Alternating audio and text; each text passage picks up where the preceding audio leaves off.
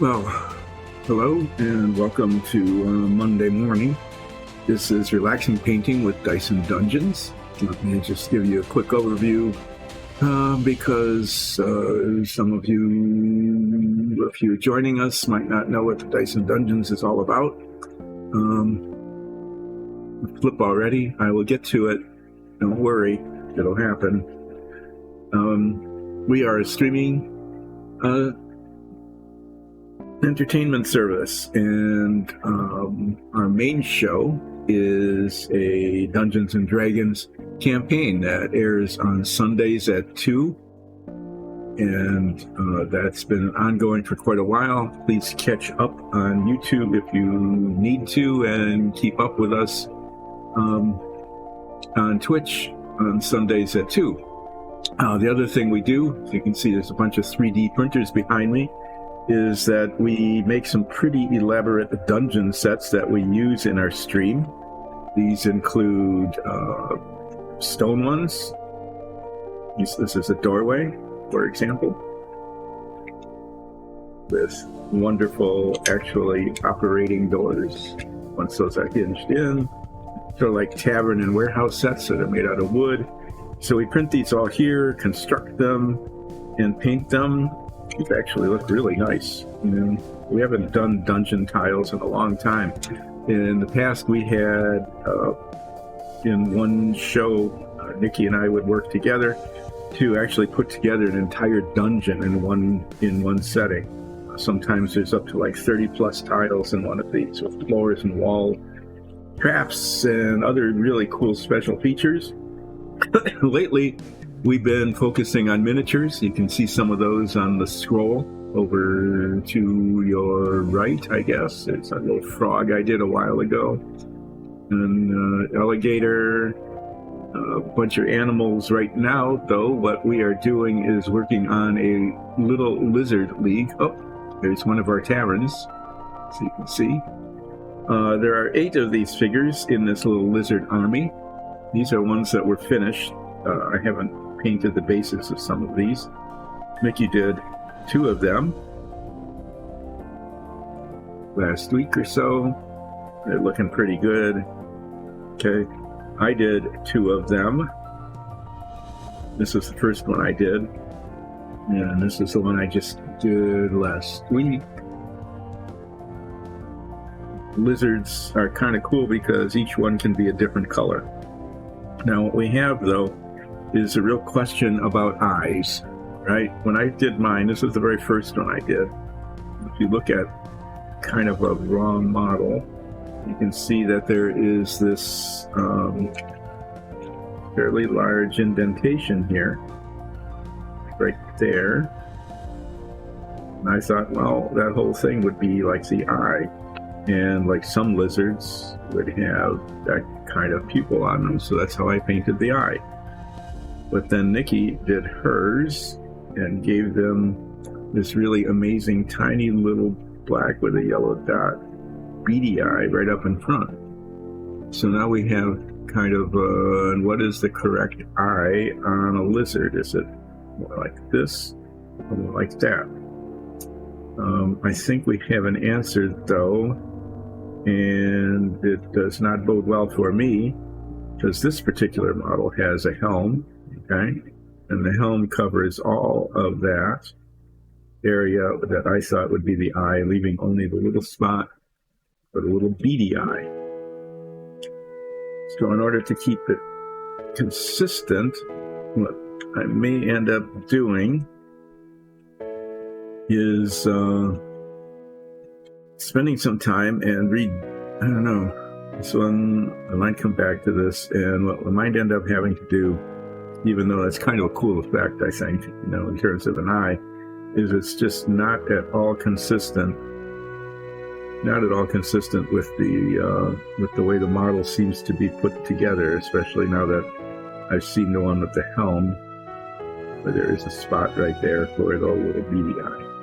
I'm not sure I can do that, you know? I'm not sure I can make that tiny little dot work.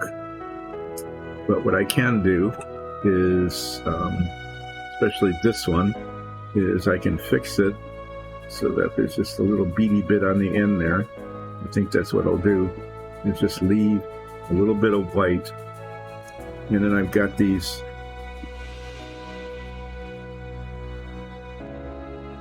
micron pens, and I can take the microniest of them, number 1, and make, I think, if I'm very careful, a tiny little black dot, which would not look nearly as cool as the black dot with the little beady yellow eye, but would be more consistent than what I've got here. So what I might do today is start by fixing this to give it the beady eye look as opposed to the big long look, and then decide later what to do with this one. I might let Nikki fix it.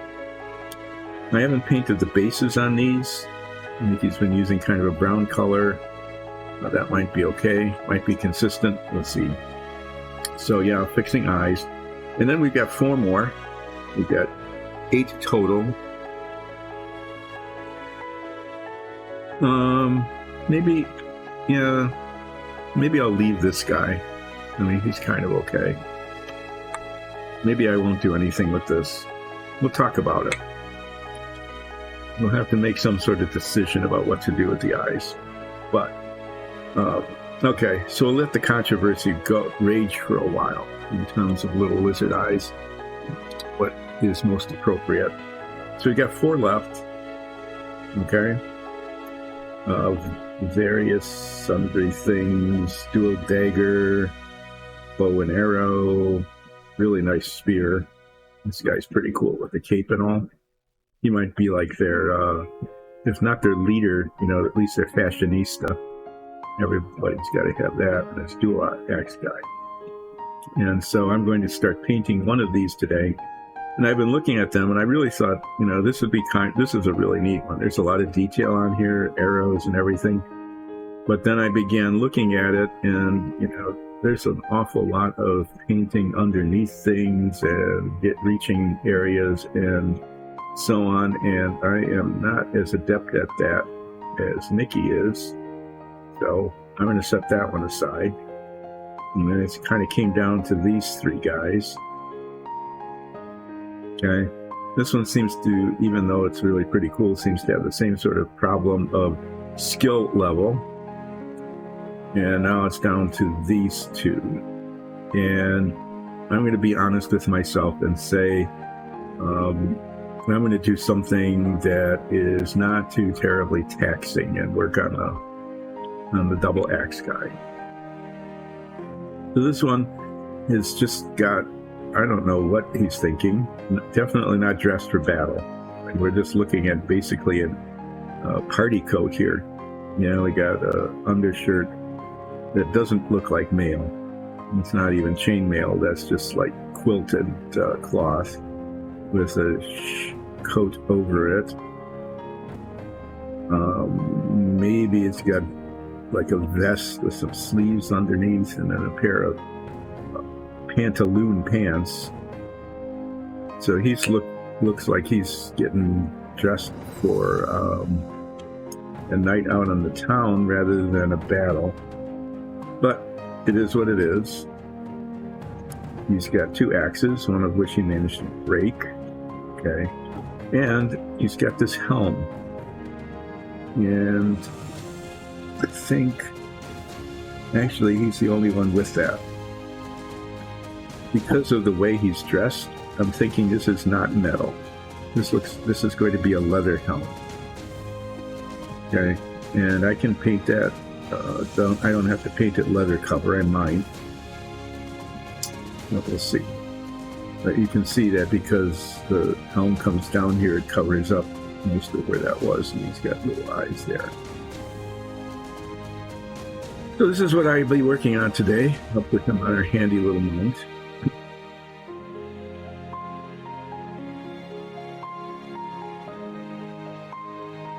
Okay, I'll do the flip. I'll put the little micron pen away because we haven't decided on what the cannon is for eyeballs yet. And what shall I flip today? An X-Acto knife? I could do danger. That would be stupid.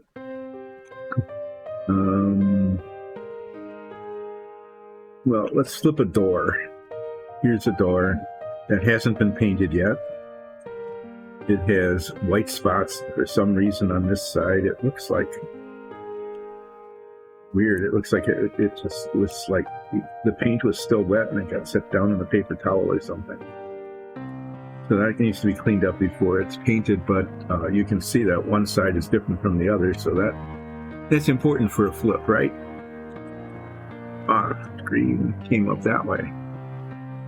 That one went on the floor. So we're having a flip failure today. There we go. I think we got it down.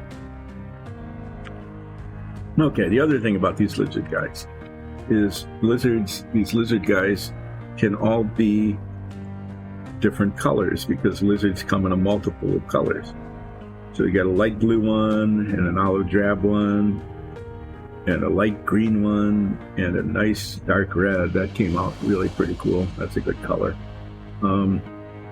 This one though, this guy, not knowing how to dress appropriately, and actually not much of him is showing.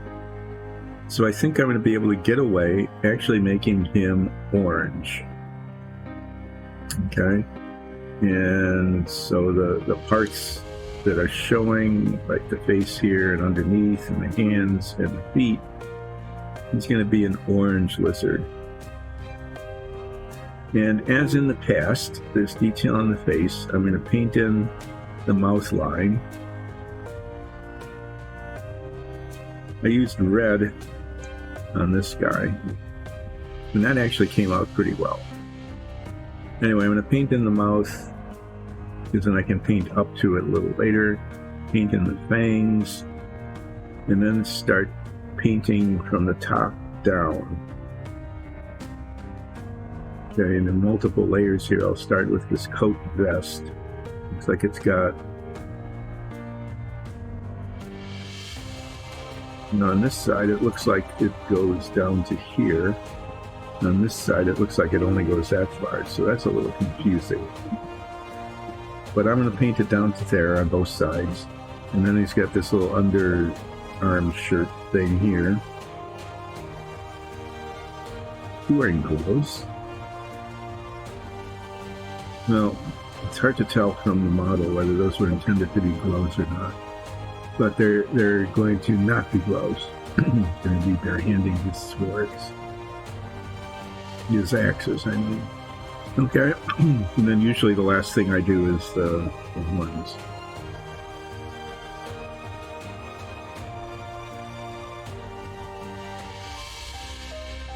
And on the back here, the demarcation line between this and the undershirt is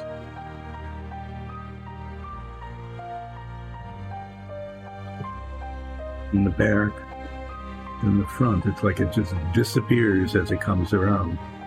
So I'll have to make a decision when I get there whether to paint this sleeve different colors starting up that high or not. Maybe it's multi. Yeah, I think I'm going to paint this a different color and make this just like a vest. Anyway, yeah, that's what we're going to try to do today. We've got these little bitty brushes which are starting to fail on me.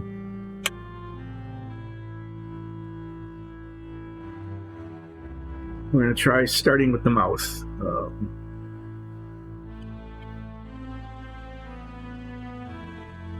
See how it goes.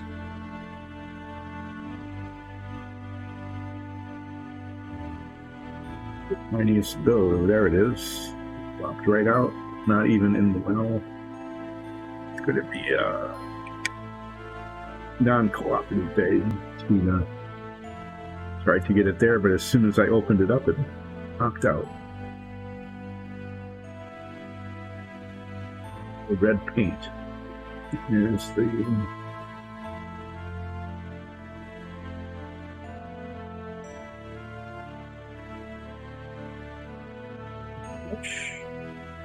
come on. There we go.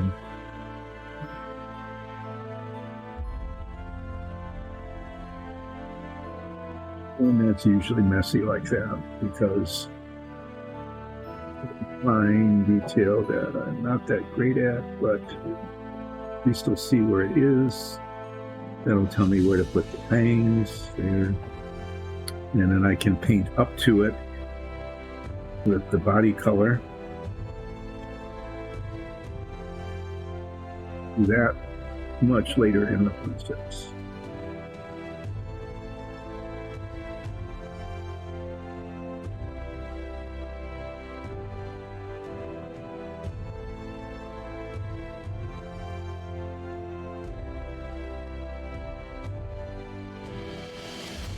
So, exciting application of the first color on the model.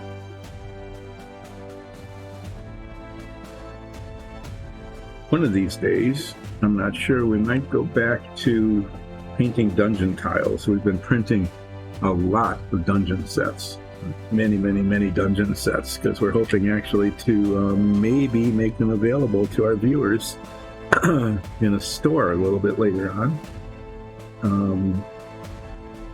That may or may not happen. I'm hoping we can. And we've just been printing like dozens of dungeons, and some of them will be painted and sold complete. Looking like this. Some of them will just be primed. Oh, the other feature, to show you. These are really cool. Underneath here, you can probably see the shiny bits. Those are ball magnets. And what that allows us to do is the dungeon tiles will hold together. Like that. But unlike clips, for example, see, this is way better than not having magnets where they would just all fall apart. So you can move them around and rearrange them, but you can easily take them apart. If you use the clips and put them in there, sometimes they'll grab so hard that you just can't pull them apart without breaking the clips. So this is a feature that we've added to our dungeon sets. And we think that it's pretty cool because it allows you to do rapid rearrangement. We've actually rearranged dungeons during a single stream. It allows you to rearrange your dungeon tiles in an endless variety of ways. All very easily. And at the same time, allow the dungeon to hold together. Okay, so there's his nasty little mouse. Now I'm going to get the white paint out. And actually, no, I'm going to use ivory because that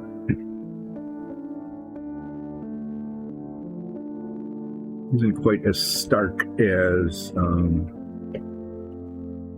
the white for the fangs. It'll still show, but it won't be quite as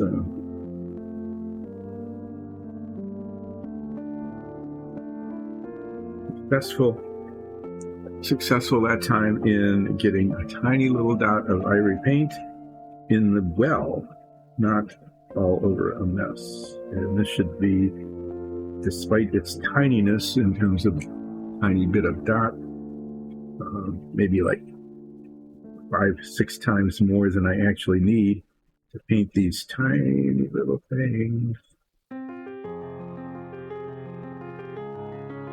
Now at the front of its mouth.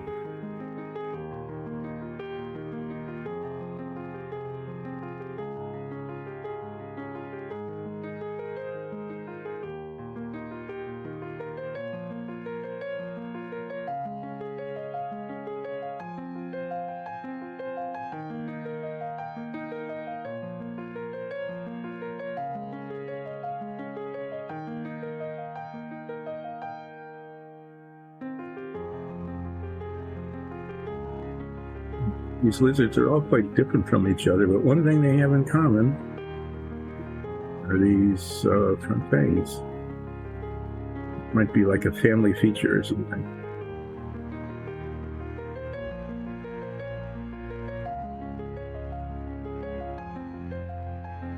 Work to get it on the tooth and not everywhere else.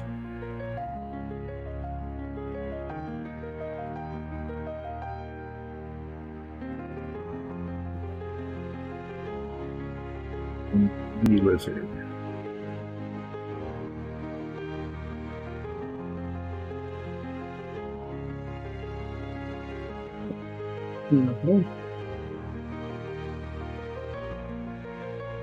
I said I'm going to be painting from the top down.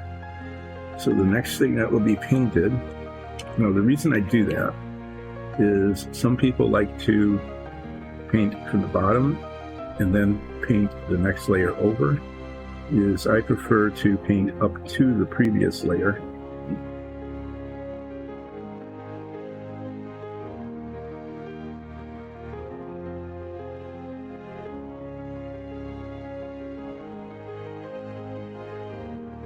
Trying to figure out, this looks like, yeah, it looks like it's just this vest thing, and that this is his orange skin all over here.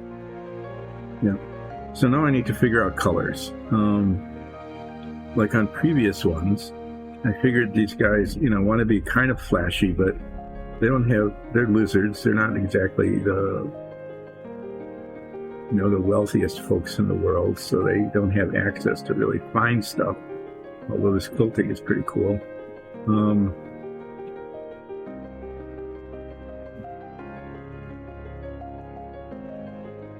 Okay, no, I'm not going to try to do that. That's like a brocade, and maybe I'll try to paint that another color. So I have to decide what color to paint these.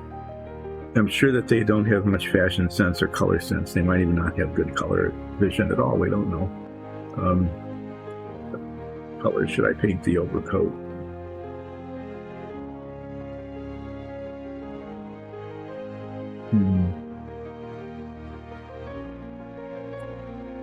I'm going to paint this blue.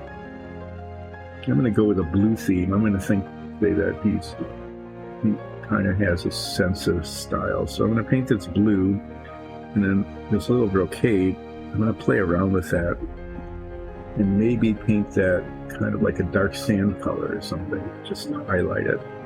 And then this part here, this quilted part, I want a light color because I want to put a wash on it to highlight the texture. I want to paint that light blue. And then the undershirt and pantaloons, I'm going to let these match. He's going to be not too hideous.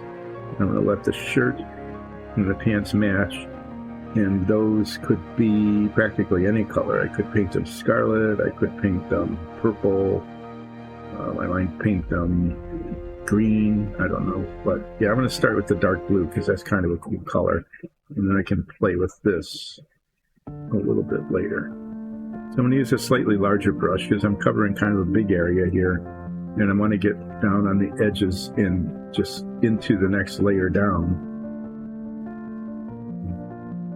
as well. So blue.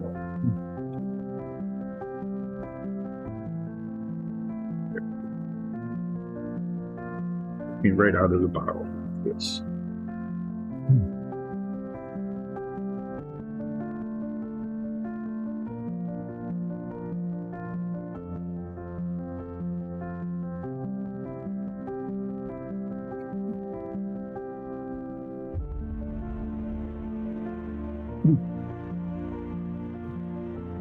Maybe what I'll do when I'm done with the blue,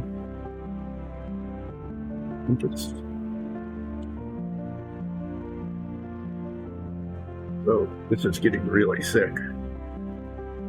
What I'm going to do with this is I'm actually going to thin it a little bit because it's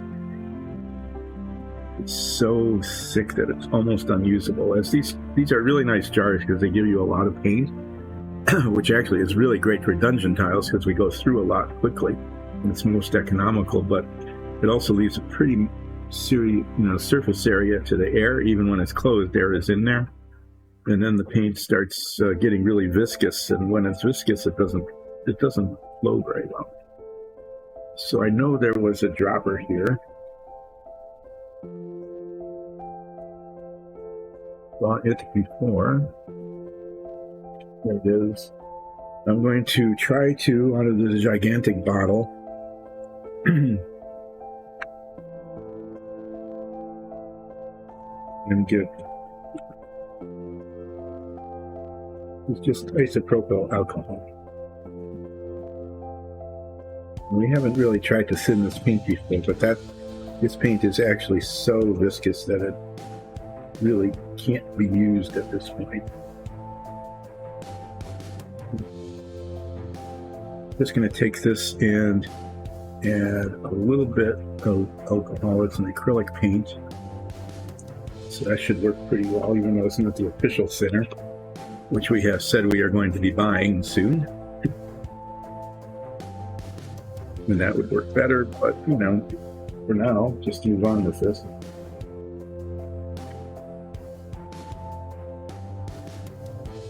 To me is these viejos come in these little squeeze bottles, which means you can't really dip your brush into them, so they're a little bit inconvenient when you're painting large surface areas. But because it's in a squeeze bottle, a tiny little thing on the top that usually has a block paint, so it's sealed, they just stay consistent for a much longer time. So what we're thinking about doing is using different kinds of paints for different applications rather than just paying attention to the color. For that, those of you who do painting all the time probably are even more sophisticated about it than we are. But you know, we started by painting dungeon tiles, not figures, except for our own figures for our stream. But now that we've been painting lots of little animals and figures and Sturmgrimmies and frogs and lizards and all sorts of stuff, we're discovering more and more that small, tiny quantities of paint staying at the right consistency is becoming important. Anyway, live and learn as we progress and start doing different things.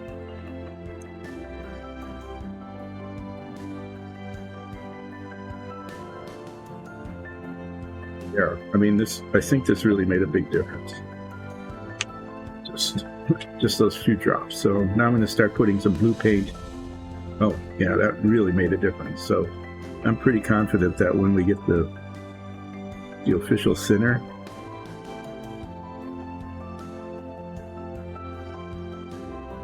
even a bit of alcohol in here just made that paint really spread much. I mean, yeah, totally different kind of thing, and it's maintaining its coverage, which is nice.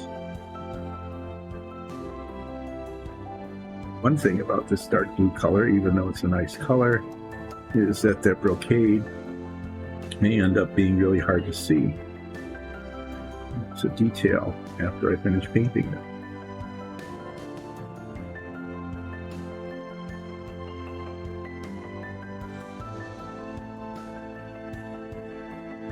In which case it will be lost forever to the viewer. Well, see, one thing the alcohol does that the official Tamiya thinner won't do is that it does very much speed up the drying time.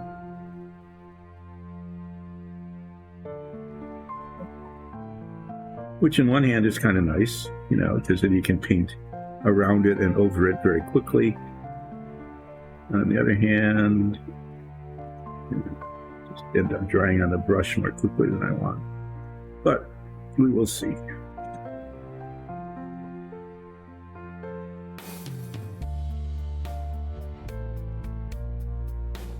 What I'm doing, since the vest is raised up from the skin, is that I want to get the paint down to the skin level so that when I paint up to it from the skin, dealing with a nice clear edge.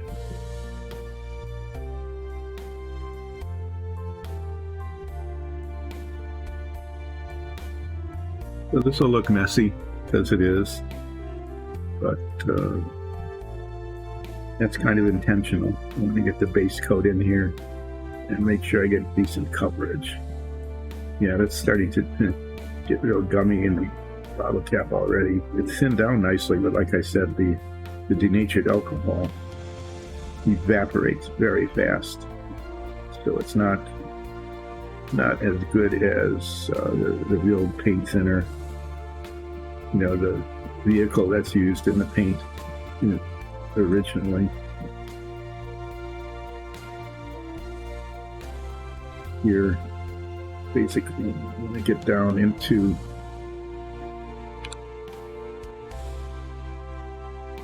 where the quilted vest is.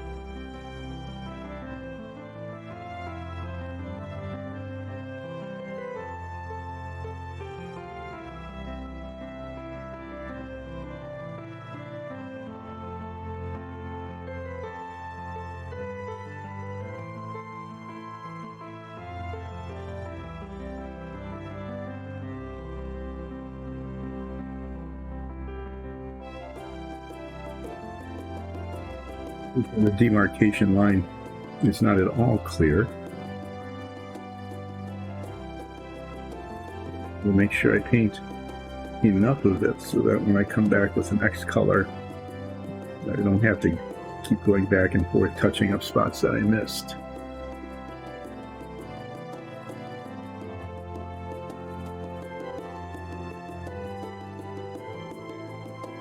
Looking at this side, it looks as though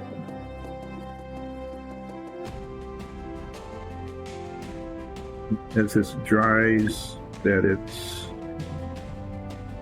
shows the brocade well enough that maybe if I'm really up to it as the show progresses today, I might try to paint that brocade line that starts there and goes down the front of the vest. You can just barely see it. It's just kind of like a stitching or something. Maybe I'll attempt to do that in just a lighter color so that it shows. I mean, whoever created this model went through all the trouble of printing that in, so maybe I'll give it a go. What I'm doing now is looking for spots. When you paint a darker color, we found, especially as the paint becomes more viscous, sometimes as it dries, it shrinks and it pulls away, and you'll get like little dots of places that weren't covered.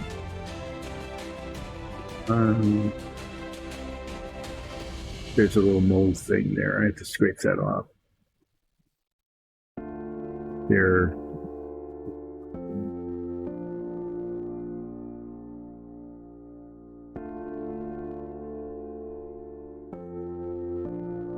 Okay, so with that,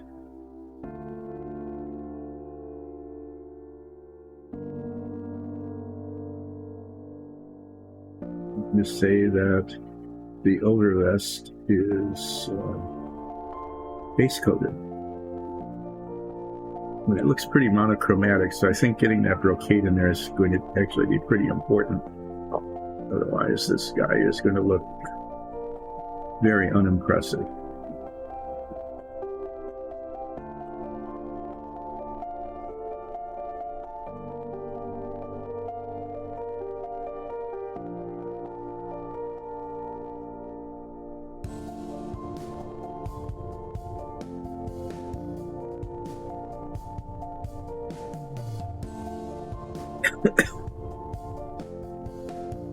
So the next color that's going on is going to be this quilted thing, the quilted under. And it goes up to there, and then around, and around. And I think, the same brush, I used to use this brush really pretty easily for that kind of detail. But lately it's not been working that well. But, because I want to get it there's a lot of boundary area here. And I want that line to be pretty nice and clean. So I'm going to start with a little brush, this little detail brush, and just see how that goes in terms of making the line clear. And I'm going to be using this light blue color, which might have the same problem as the dark blue in terms of viscosity. We'll see how this is holding up.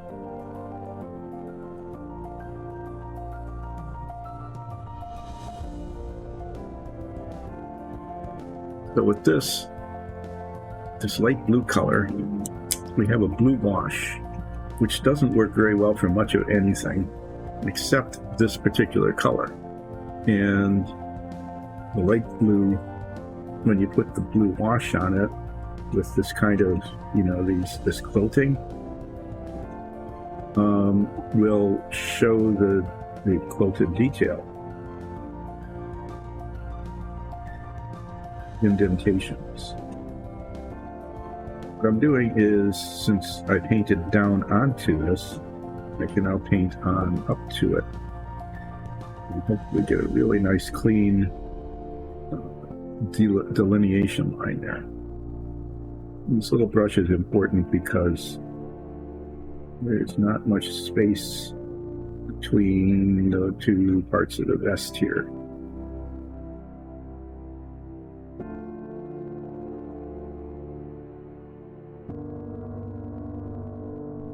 Camera, but not quite. I have to hold this up against my knee to hold it steady, so let's move it over this way a little bit.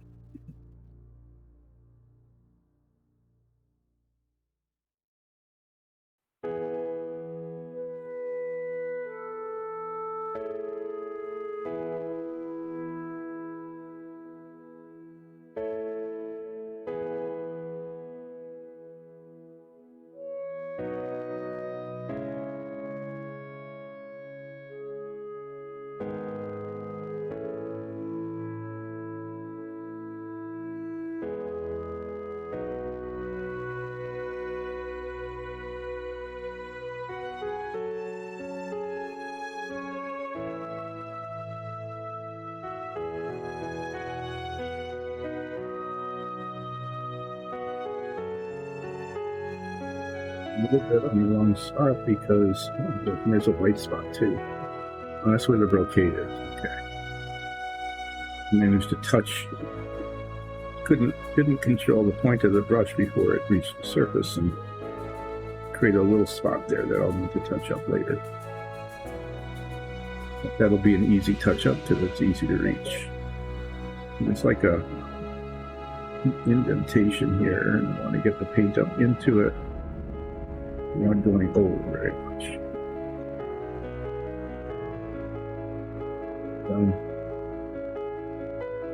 So the same thing kind of here. There's this little spot. There's an indentation. Okay. So that's going okay right there. So when I put that gray-blue wash on this light blue, I'm now glad that I painted the overshirt, the vest, the dark blue, because then if I get some on it, it's not going to show, and then I don't have to be quite so particular about it.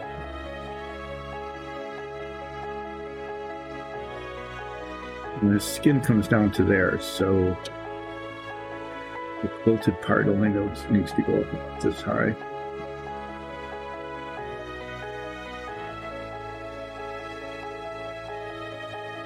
That's the front. You can do around the sides and the back.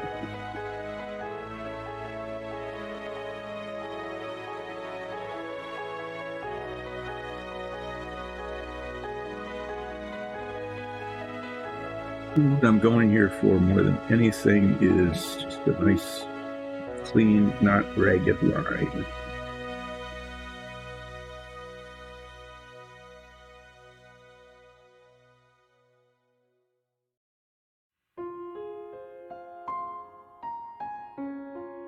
a bunch of paint on here, and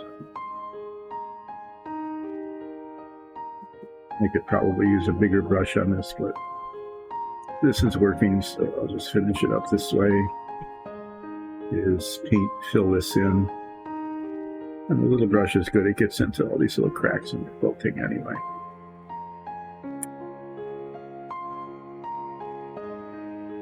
Trying to gum up a little on the brush so I give that a cleaning before I go around the rest of the way.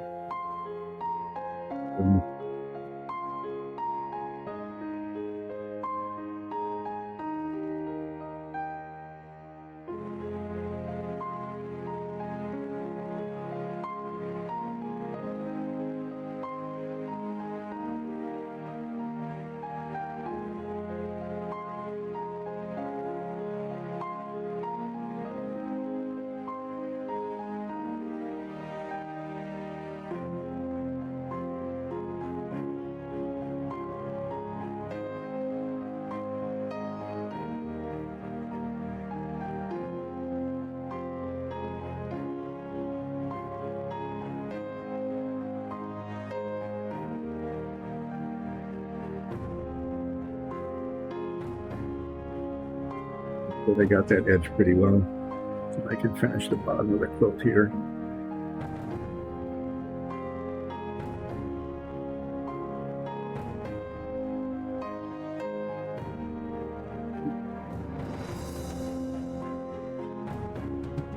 Still on camera, that's okay. I tend to, you know, as I'm moving this around, move right out of the camera range, and so then you can't see what I'm doing. Then that kind of misses the point of the whole thing here.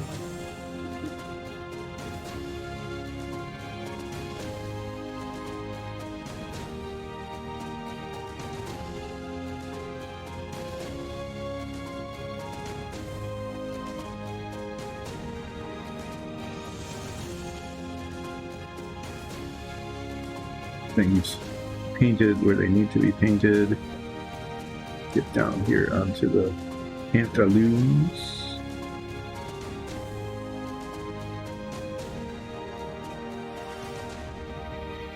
Thought I need to touch up there. Wow. Big spots are showing in the dark blue. And you can just barely see the brocade here. So I'm gonna, it goes right along the edge of the top and down. Doesn't looks like it continues down the back as well. So what I'm going to do next is my hand is still semi-steady, is I'm going to try to paint that brocade. And what's going to happen is that it's mostly going to get covered. It's kind of a rigidy ridge, and it's going to be in places, slop over onto the blue where I don't want it. So when I touch up the blue, hopefully I'll be able to just make that line nice and even. Okay, so I'm done with this color right now. Okay, this is a frequent issue here with these jars of paint, is that the big chunk of paint on the edge is I want to clean that off before I cap it up. What that does is it keeps it from sealing, and then the paint dries out sooner than we need to have it do that.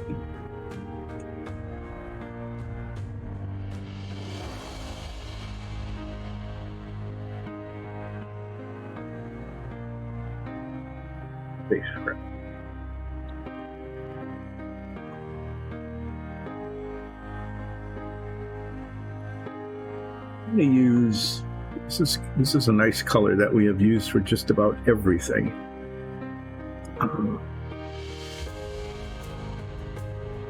These has been opened. I guess this one's got something on it. Nice. Let's just knock it over. Yeah. So as you can see, maybe you can see it. There is this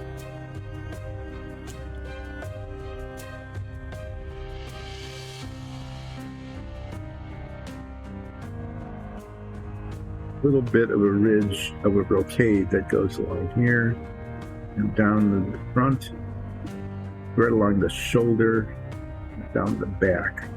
And because this blue is so monochromatic, I'm really going to make an effort to paint that in and highlight it. I'm going to use this color, this dark sand, which we have used successfully many times for the undersides of our animals. Crocodiles, bears, everything. It's a really kind of nice organic looking color. But the advantage it has here against the blue is that it's kind of a yellowish color. It's not like painting with brass or something that would be really out of character for this guy, but contrasts nicely with the dark blue. Man, I've got way too much because it just oozed out. And let's just see what happens. The worst that can happen is I'll just keep going back and forth between this color and the dark blue, and that'll use up most of our time, and that'll be the show, is brocade failure. Hard part with me right now is actually seeing it. There it is. Getting the paint on the brush and off of the brush.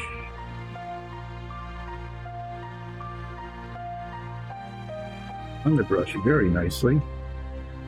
Coming off the brush, not at all.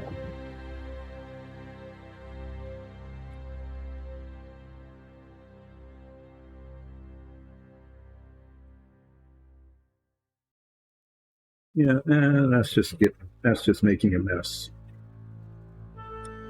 Big, nasty mess that will need much touching up. That's what it's supposed to look like, that little bit there. This is what it's not supposed to look like. That big globby mess that the paint just decided to make. Thank you, paint.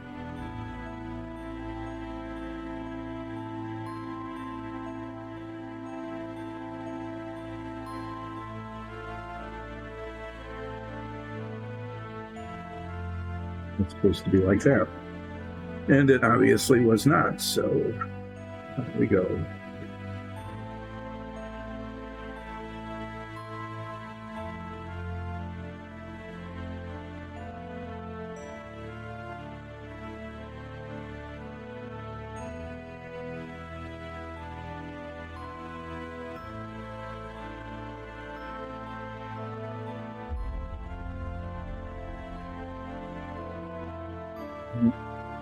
I guess the best you can say at this point is that at least you can see where it is.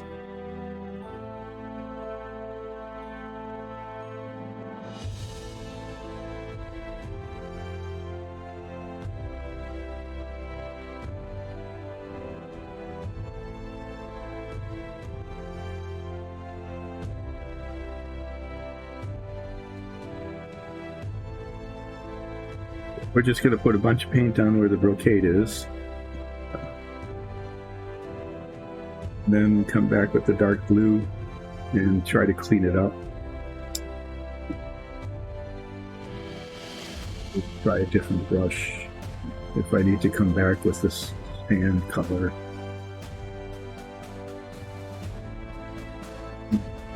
But I'm just sort of giving up now and decided I'm just going to put the color on and deal with the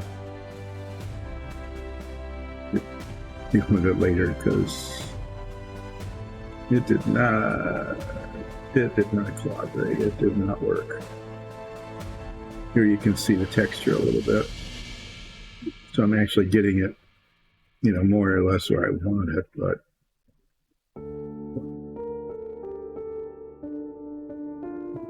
not a very auspicious brocade painting effort there.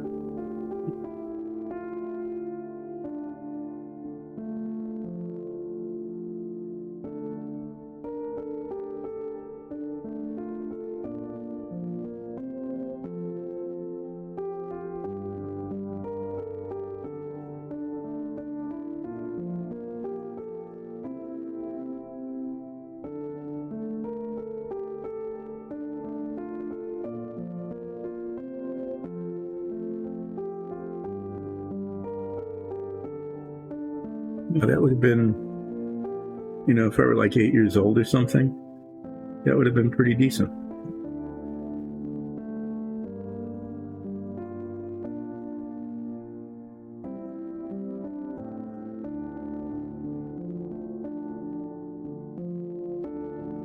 But the color is good.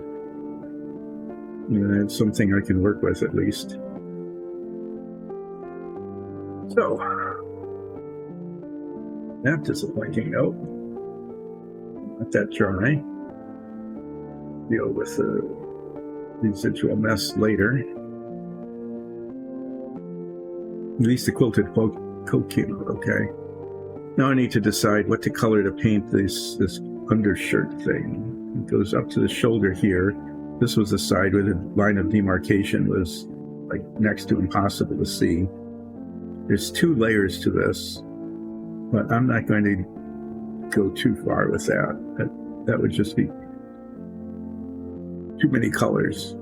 The pants and the shirt are going to be a color. What shall we use? Well, as I already did a flip, but since you're asking so nicely, why not? I'm flipping the door today.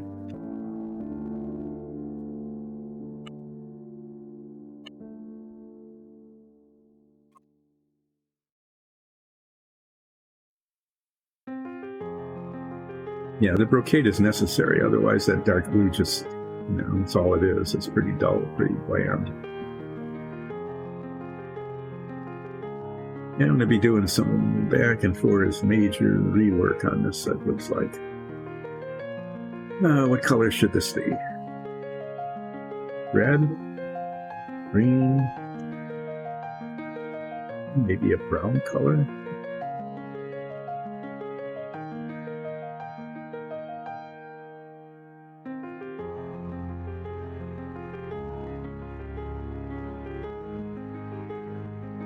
I think I'm going to go with red. The skin, there isn't much of it, just hands and feet and neck. It's going to be orange. It's a bright orange lizard. So the red might be good. I'm going to use a scarlet red because it's a little more subdued. It's not such a bright red. The same color I used for the mouth earlier.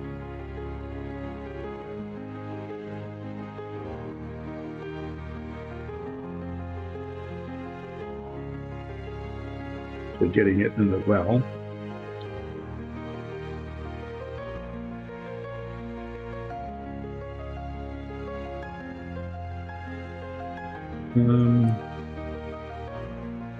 Let's just start up here on this sleeve.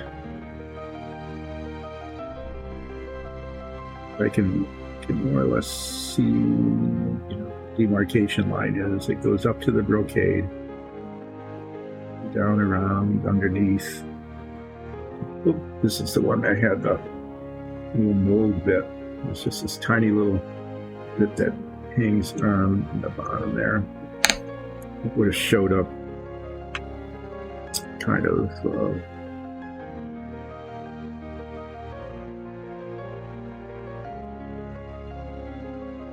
that's how the sleeve work is. It goes right on up to the vest. The other side will be more difficult because the mold, the print doesn't show the line of demarcation that well. You have to be kind of making it up. We try to be more or less symmetric with this side.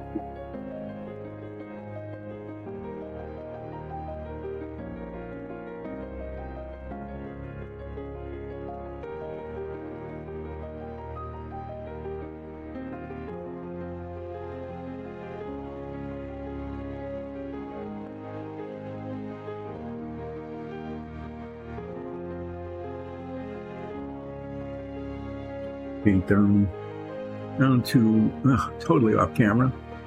Nice, there we go. Right about that. Paint down to where the hand is.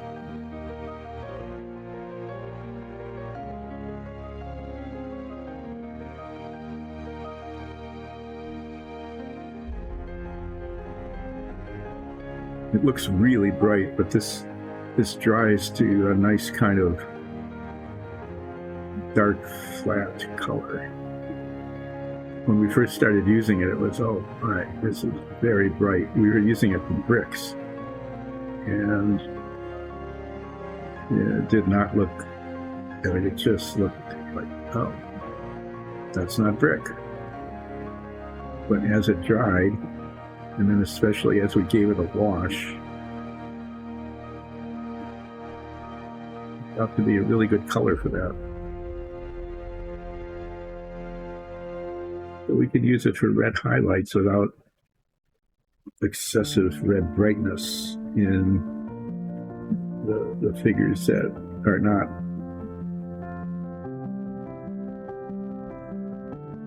to be ostentatious with their clothing. This guy's not so much trying to be ostentatious with his clothes as just not having great taste, because Blizzard.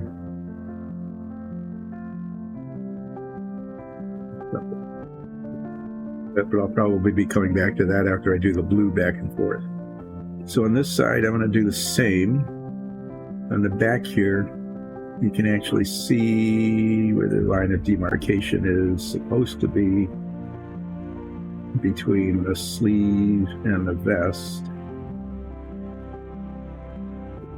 Bring that up kind of messily, but trying to keep it consistent with the other side. Yeah, I got too much on there, but then I want to bring it around. The line of demarcation disappears on the model.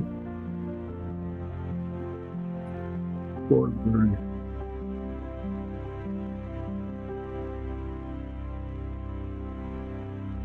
Consistent with the other side, which means kind of like right about here.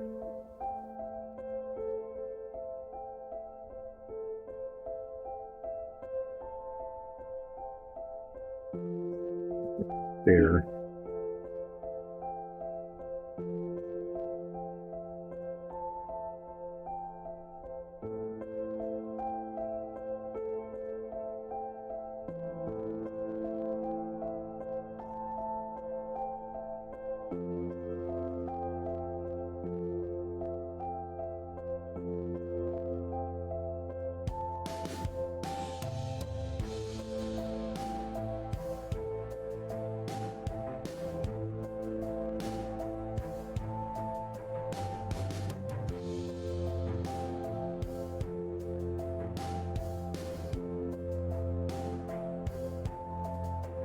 What's that?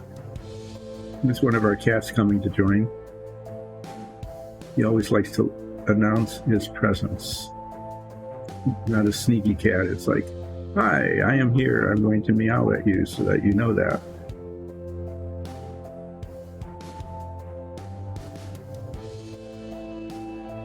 Just going to finish up this arm. There, we know, sir. It's not bad. I mean, considering what a mess I made of the brocade. But, you know, back and forth, that will eventually clean up. But I think the red's an okay color for this.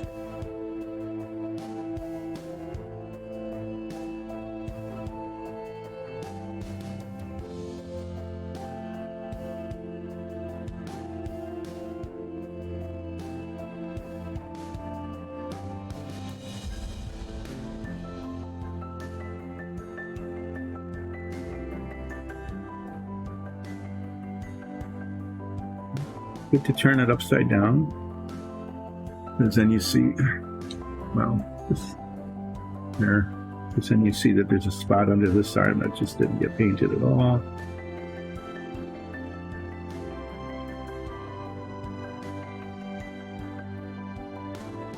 What I've sometimes found is that when you get a real ragged mess like this, that it's actually easy to touch it up later. That it doesn't take much.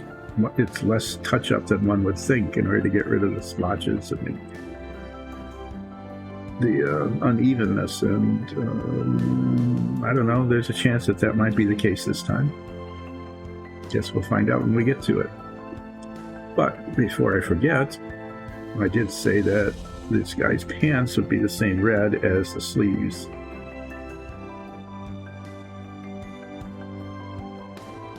Do that as well.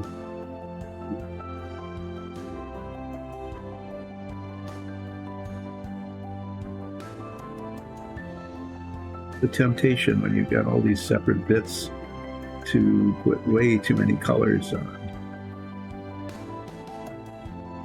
Which is a nice way to show off the palette that you've got hanging around, but isn't necessarily a very attractive figure.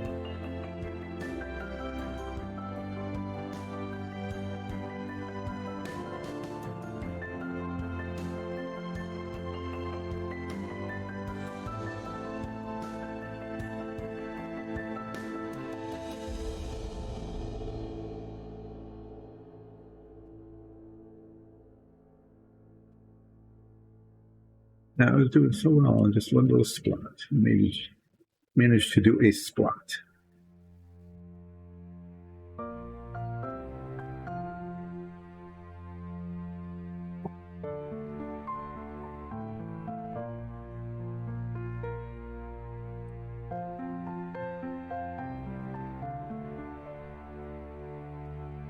On the light blue there, where I didn't intend to, right there, there's a spot. I'll come back and just put a little dot of light blue paint on that again later when I do the touch-up. Getting mostly an okay base coat. This is really not a good way to use this brush, ruining the tip of it by painting large areas. So I'm going to not do that anymore. I'm going to finish the line of demarcation here using this brush and preserve the tip rather than just mashing it up. And then I'm going to get the larger brush out and finish the legs on both sides. But by trying to paint the larger area fairly quickly with this little brush, I was ruining the point. Haste makes, not necessarily in this case waste, but mess.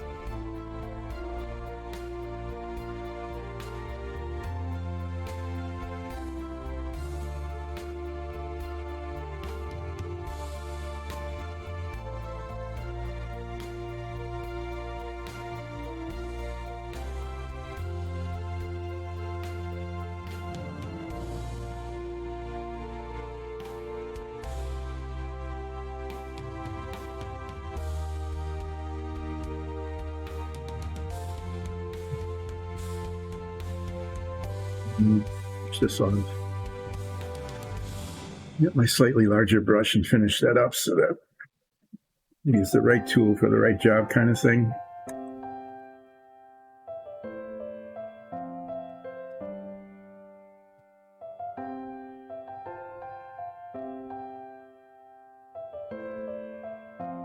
Not only goes faster, much faster, but I'm also not messing up my tool by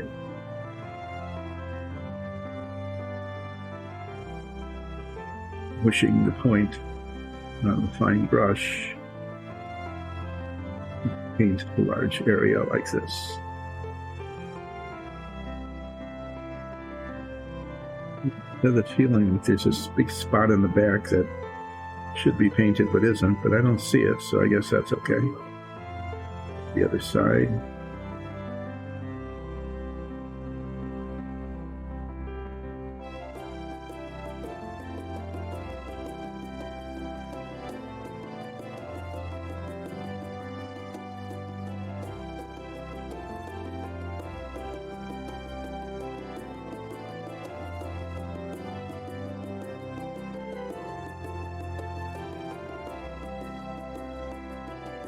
Inside of the leg here, between the leg and the tail. It's not getting painted.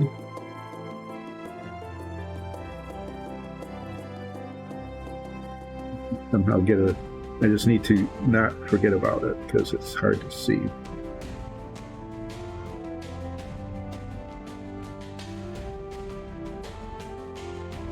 Make sure I get down to where the orange skin of the lizard will show. A spot under here.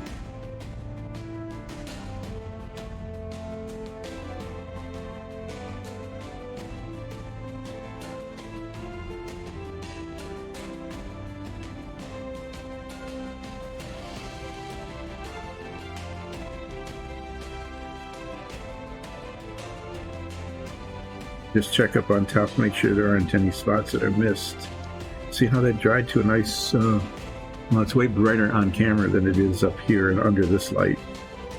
But it's not nearly as red, as glossy, shiny red as it was before, and it's more of a subdued, almost sort of slightly darkened red.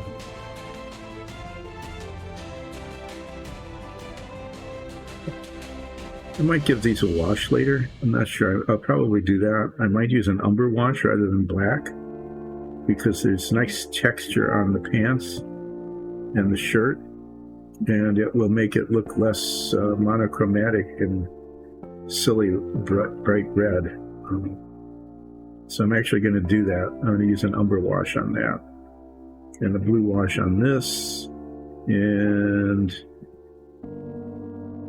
maybe I'll use the Umber Wash on the vest as well, because the Umber Wash will look good on the brocade part.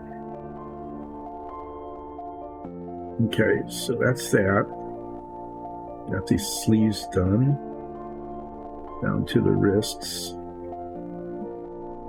Clean this brush off, and what I'm going to try to do next is fix the brocade. Get out the dark blue again, one that I'd thinned down earlier to see how that's going, and see if I can fix the brocade, and then I'll probably go back with the dark sand.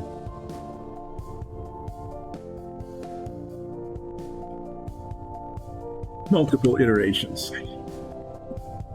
I need to figure out what to do with the helm. I want to do the helm before I do the skin color on the head.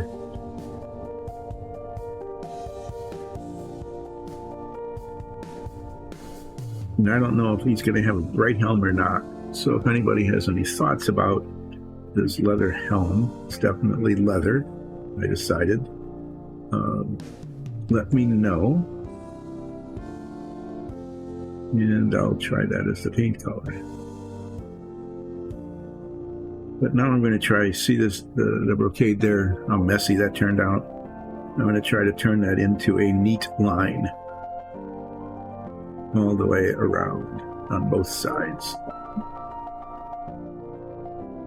I'm going to try that.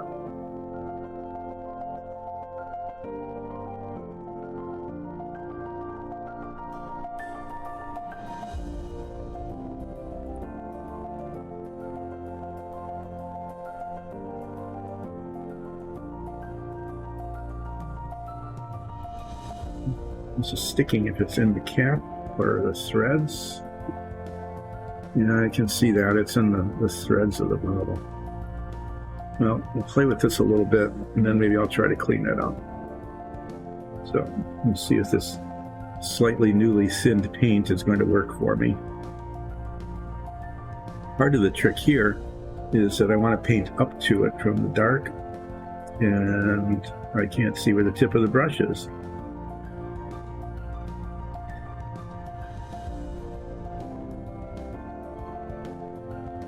Is with the paint on it the same color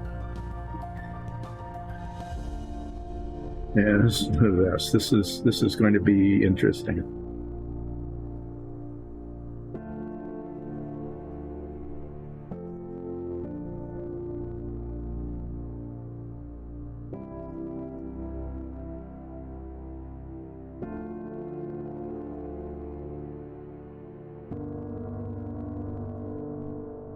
Yeah, it's here.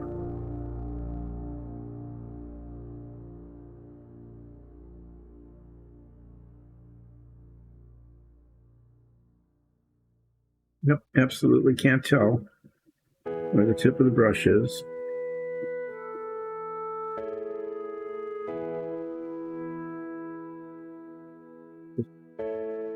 See what we can do very slowly and carefully, moving the brush from where I know it's blue into where it's not. Mainly working sideways.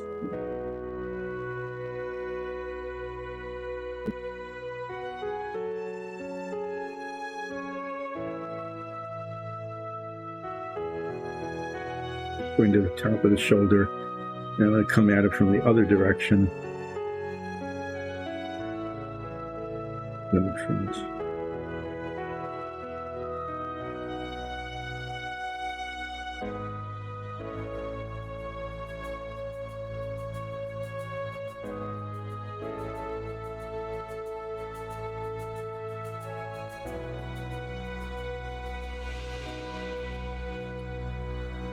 Need to do there.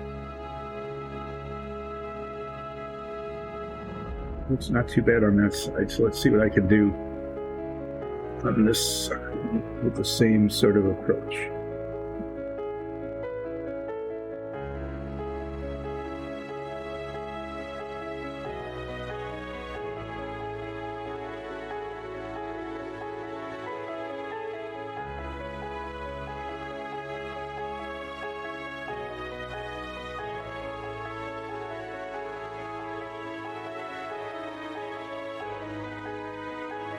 I'll get there.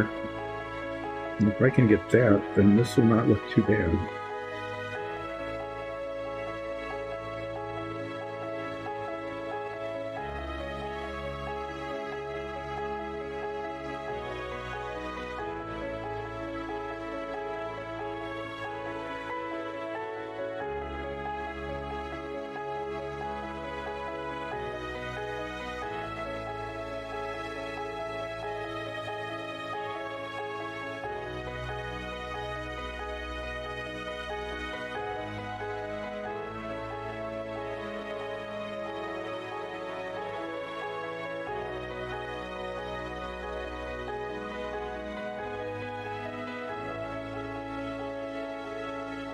Having a hard time. The brush up to where I want it to be. There we go. There we go. That's acceptable. I would say that that's acceptable. So let's do the other side. I'm going to mainly work on this side, because the inside line doesn't look too bad. So if I can get it to match on the outside here, thinner.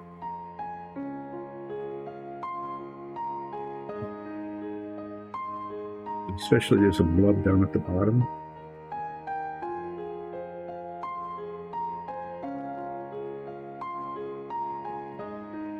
What we need to do is just be way thinner down there.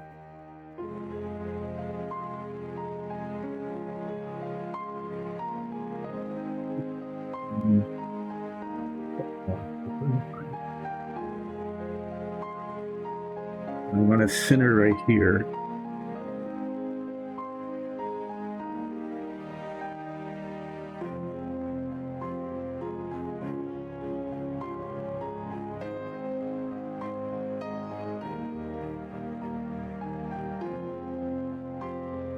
Okay, now I have to go to the other side. It's too thick up here, but I need to come at it from the blue side, not the red side.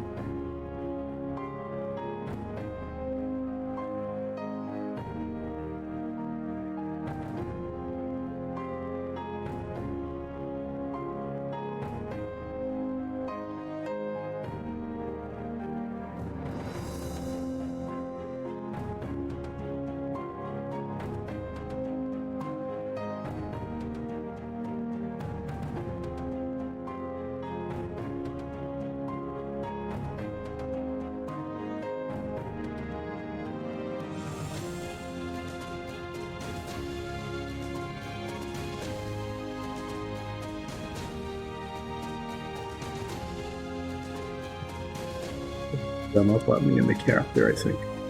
Here's what's happening. It gets on the brush, but isn't coming off the brush cleanly.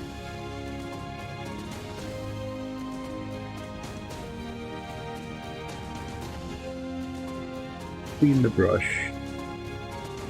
Just one spot right there. I just want to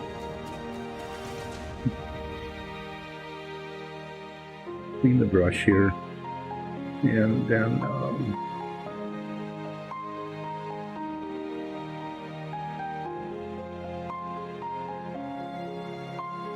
here. That's it.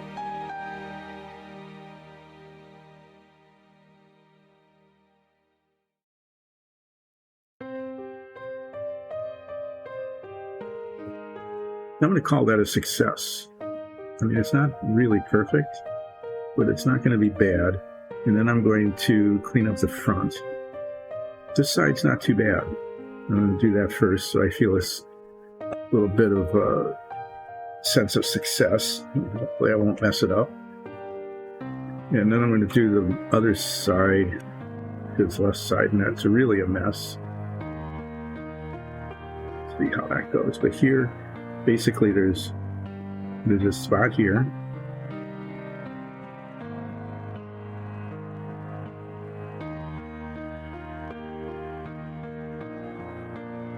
Down here.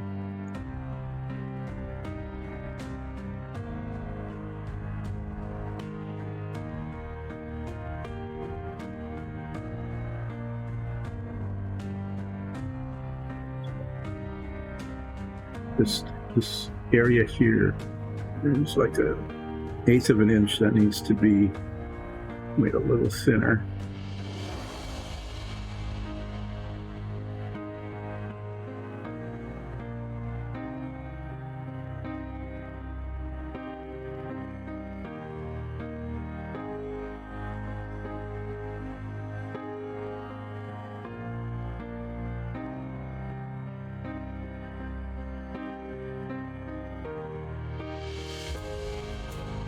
Get the paint to go there.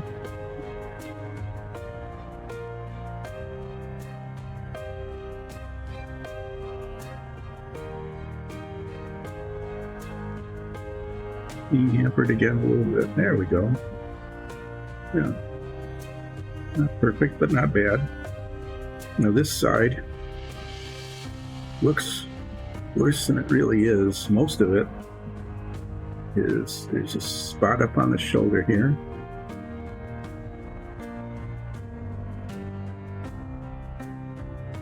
And this blot right here, once that goes away, it'll make a big difference.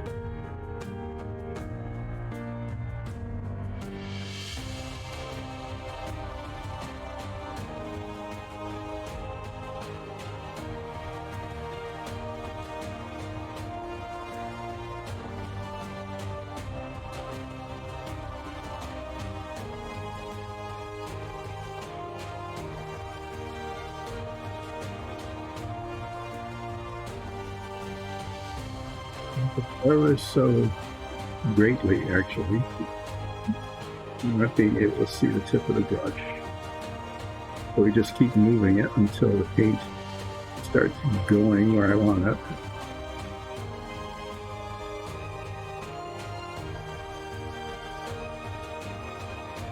Then I make this thinner down here,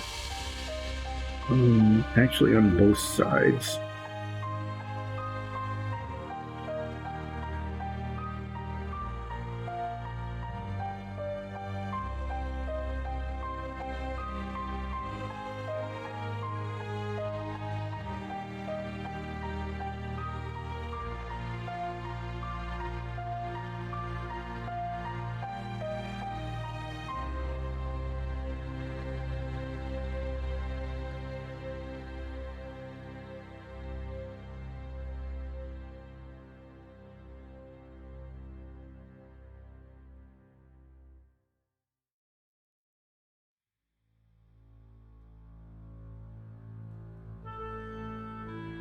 Missed the tip of the brush there. Couldn't see where it was, and went too far. Paint this in here.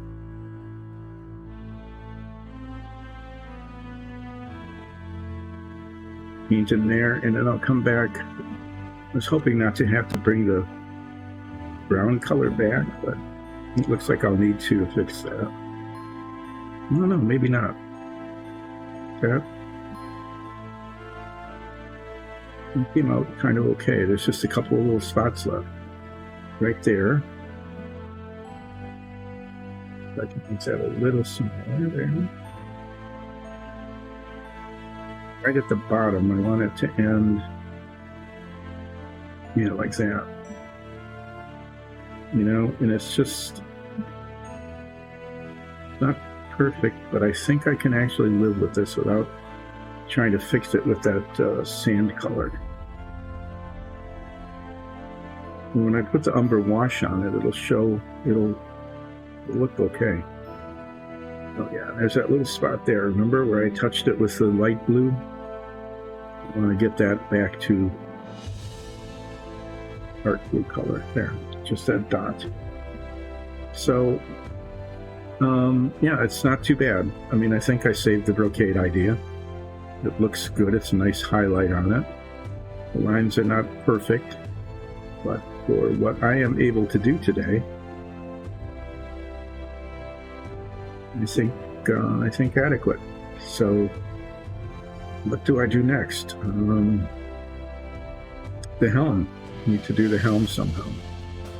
So let's cap this up.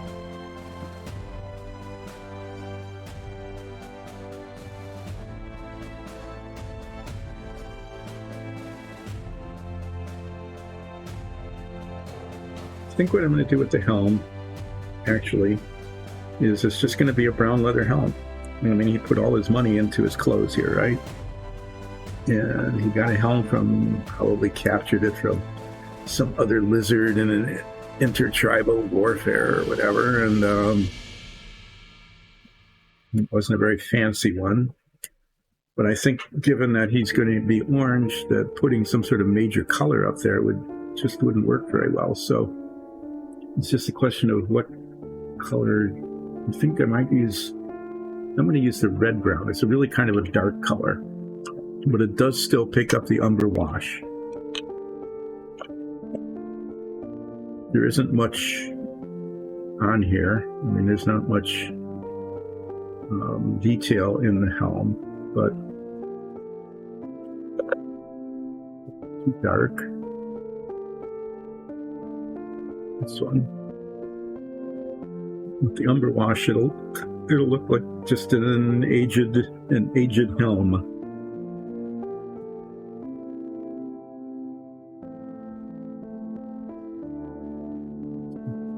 For this, I'm going to paint the blades of the axes.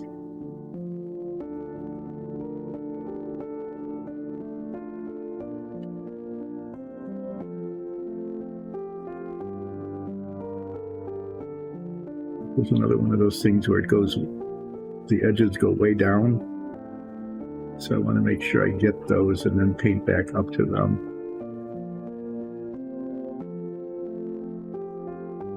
After I paint the body color on, I'm sure I'm going to have to do some touching up.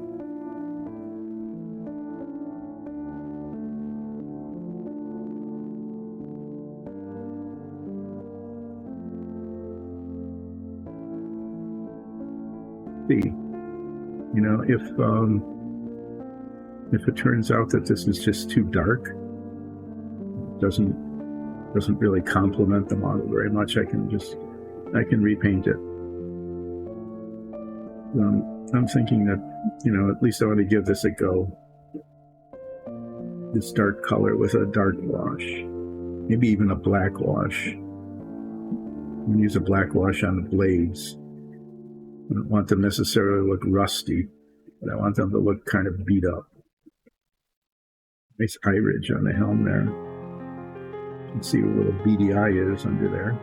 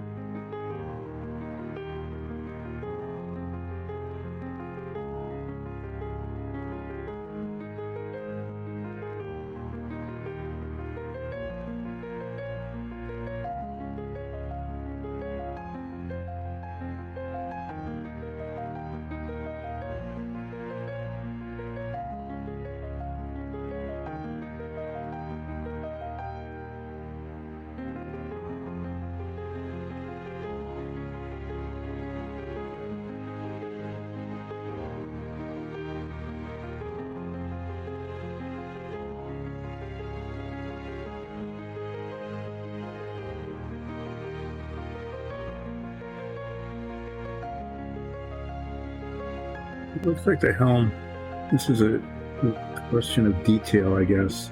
Looks like the helm comes right up to where the horns come out there.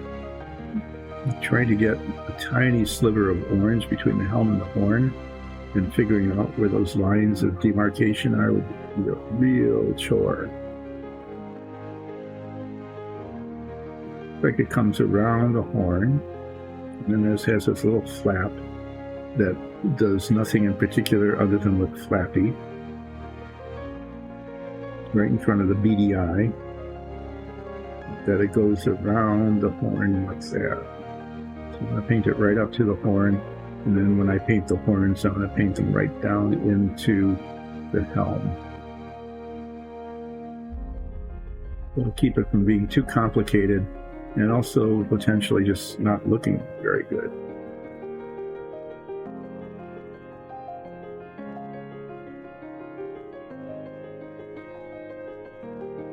Over here. I'm getting adherence.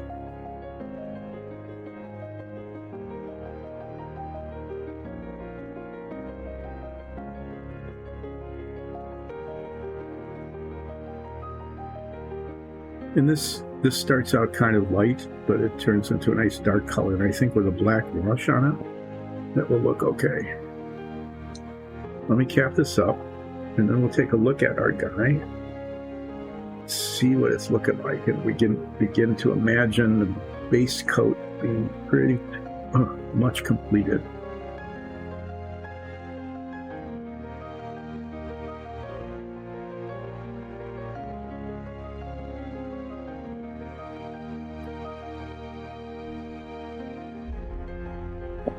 All right, clean the brush, and then we'll take a look at what we've got so far. So, there. You start to see the base coat. What you need to imagine here is that this will be with a blue wash, and the detailing that you can kind of see in the quilting, that will come out pretty nicely. And this blue will be darker. It will be a darker color when we're done, and the quilting will show pretty nicely. And then you can imagine probably I'm going to put an umber wash on the red and the blue, and that these brocade highlights will darken down, and some of the detail in the pants and so on will show. These colors will be darker too, but not horribly much. Then I'm going to put a black wash on the helm, which will make this much darker and show some of the detail. I'll also be putting it on the blades of the axes, and that will make them darker. So I'm going to use, I think I'm going to just use the chainmail silver on these blades. That shows the black wash pretty well. I could use steel or like dark aluminum. Those are really nice colors too, but they don't show the wash as well when that's done. So we'll do that. And it's got these little beady eyes under here. And the way Nikki's been painting them is a yellow dot with a black dot on top of it. And I am not sure I'll be able to do that. I'll be able to get a black dot in with the black pen. So yeah, the next thing I'm going to do is paint these blades. After that, the next task will be to get the base coat skin color, the orange color in. And I will probably take a break before then. I've been trying to stay hydrated, and well, that is that. This might be a 2-break show. Let's find the chainmail silver. There it is.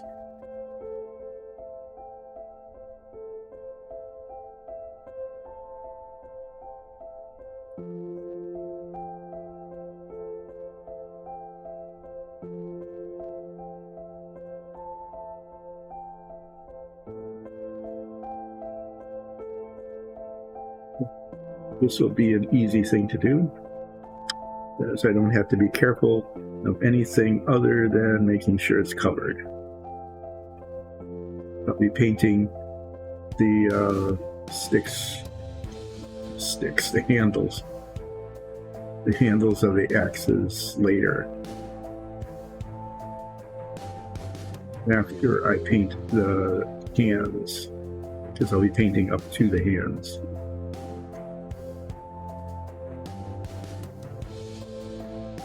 This is the so far only relaxing part of relaxing painting today.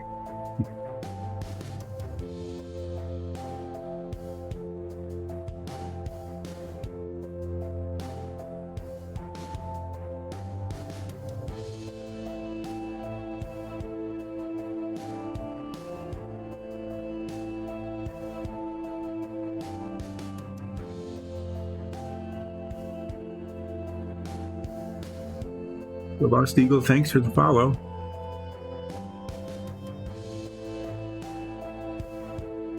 Sorry, I don't look up at chat as often as I should. Or a record of who's online. But I do appreciate everybody who is watching. And there we go. There's a mold thing. Now, you didn't even see that before, but now that it's painted, it shows just this little prong that's sticking out there.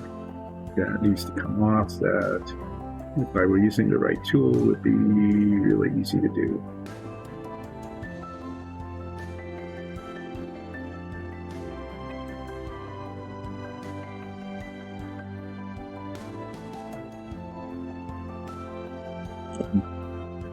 Silver back, touch up the bit that I just scraped off.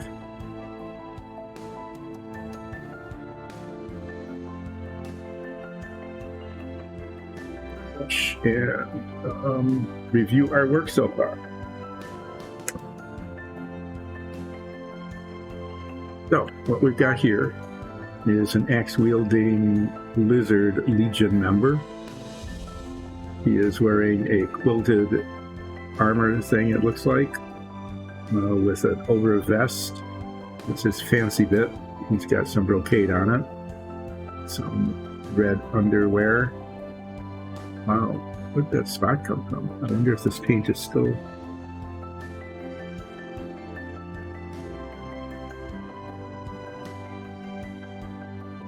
Gonna touch that up real quick using a little bit of paint on the end of the brush here.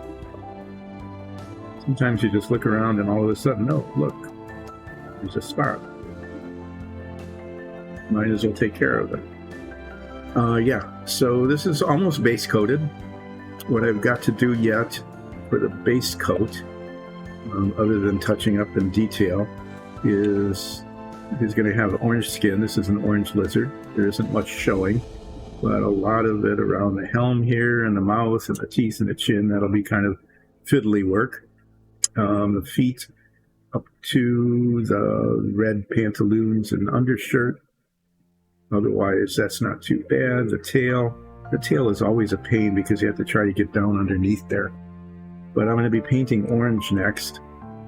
And then the handles of the axes. It's like there's like a metal finial or something on there. I still got some of this paint left. I'm going to just paint that.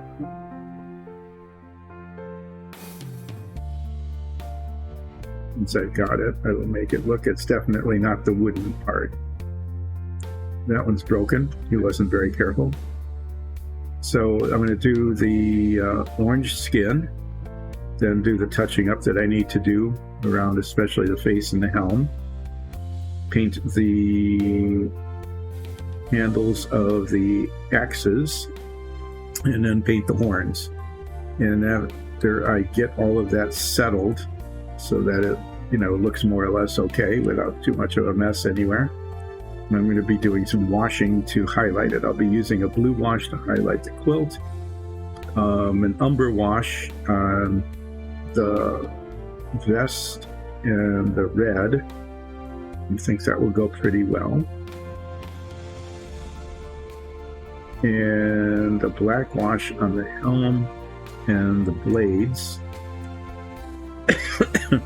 We'll see what I do with the horns. The horns are all different colors, okay?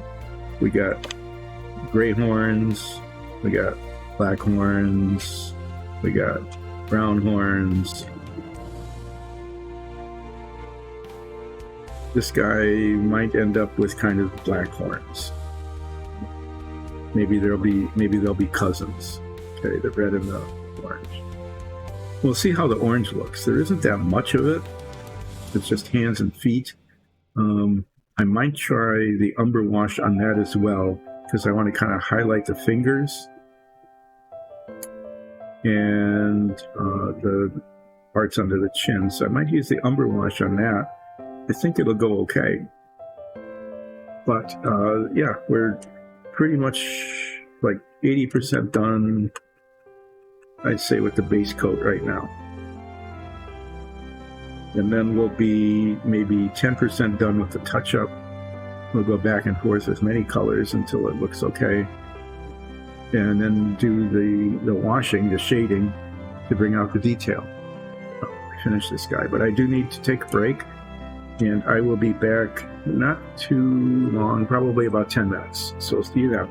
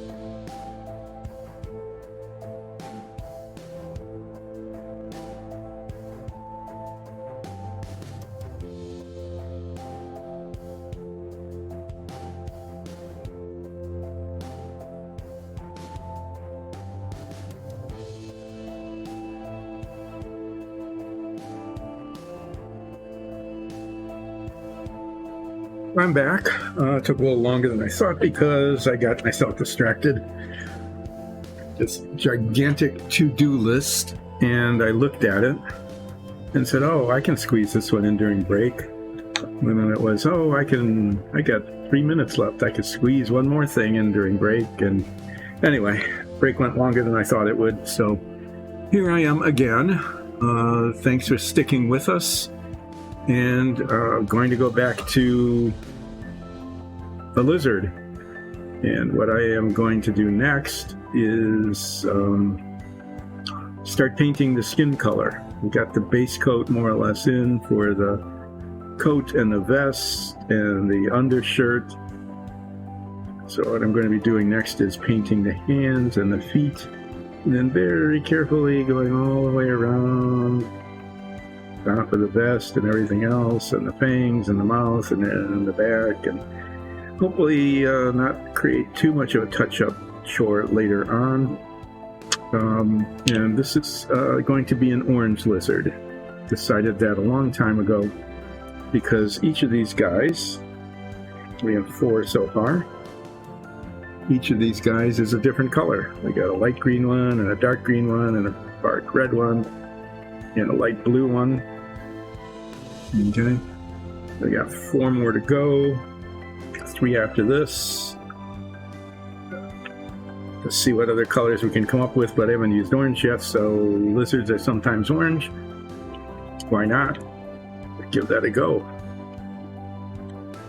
So I'm going to use the Beady brush to try to paint the edges, the contact points with the clothes. And then a slightly larger brush to fill it in. I'm going to tackle the easy parts first so I can get the brush worked in, make sure the paint is working, that sort of thing. And then I'll work around all of these contact points around the head. After that, I'm going to paint the horns, and then I'm going to paint the handles of the axes.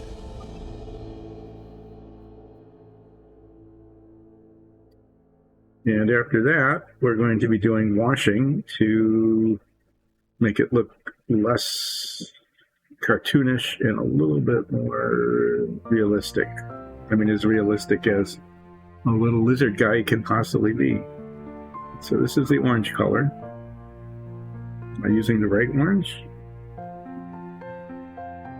Yes. It'll get darker as it dries. I'm looking at my color chart. It's that one. So it doesn't look like it yet, but just like the red, it will get darker and less vibrant as it dries. Push the paint up to the edge of the sleeve here. Thinking this is not too bad. This orange will, in kind of a very lizardy way, complement the color of the undershirt.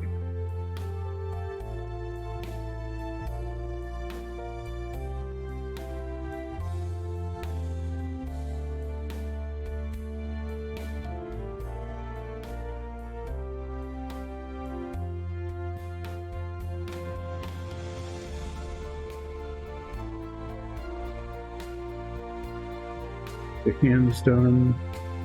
Try to stay on camera more or less most of the time. There's pretty good detail in the handprint. That's why I'm going to use an Umber Wash on actually most of this model, but including the skin color, so that it will highlight the fingers. It will differentiate the fingers, hopefully. And also tone it down from this really bright orange to kind of a brownish orange color.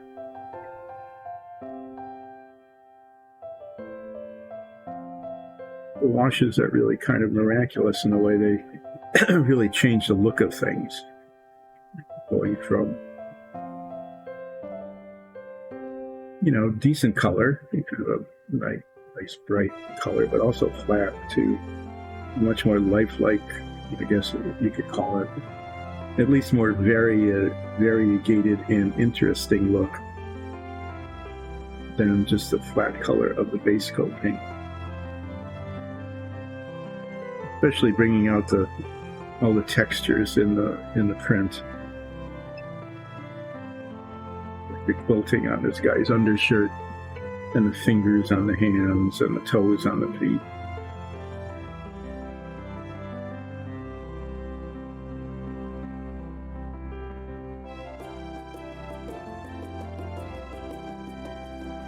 What I'm most interested in here is where there are boundaries between one color and the next.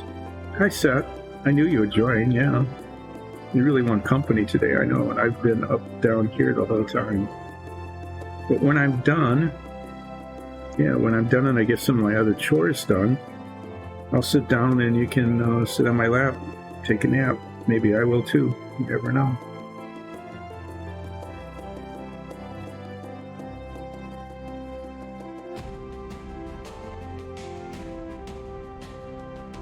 Sometimes he just wants attention. Sometimes he's just begging for a treat, which is frequent. Sometimes,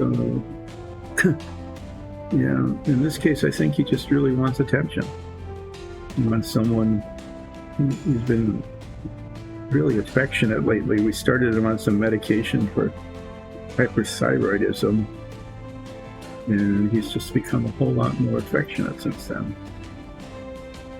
And less manic. He used to, if we had like food on our plate, no matter what it was, he's just jumping all over us, trying to get at it. But since his meds started about 3 weeks ago, that's cut back. He's been resting more, hopefully gaining some weight back.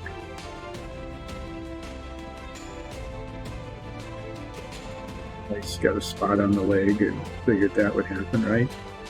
That's why we always schedule touch-up before doing any kind of shading.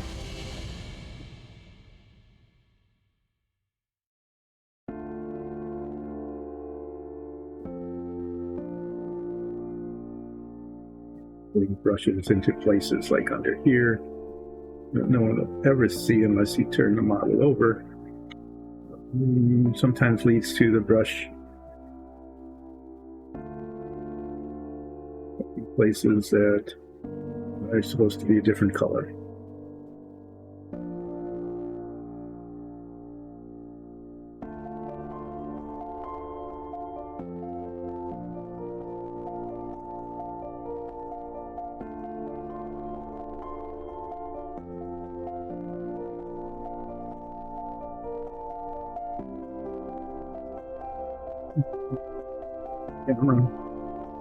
I could get better at that.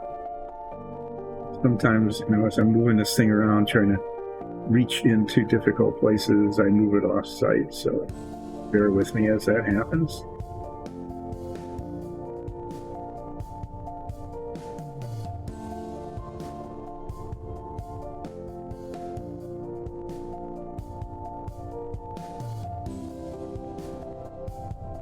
One of the cool things about the washes is that you can use like the same color wash on all sorts of different colors and get very different effect. So like when I pull the Umber Wash out, I'm going to be Umber washing, I need to touch that up too, so the red will be coming back out again. When I'm Umber washing things, I'm going to be Umber washing the red and the blue and the tan and the orange. And even though it's the same color wash on all of them, it's going to look really different on each of them. And hopefully give the right effect to each. Like with the skin color, the orange color, all I really wanted to do is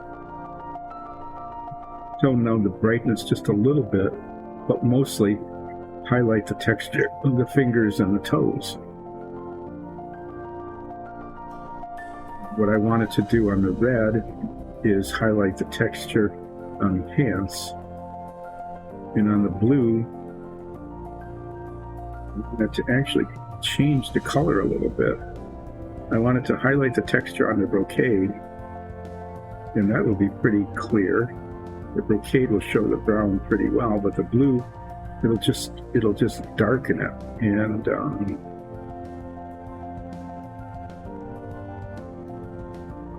it'll be an interesting thing to put the brown on the blue and see what the color turns out to be.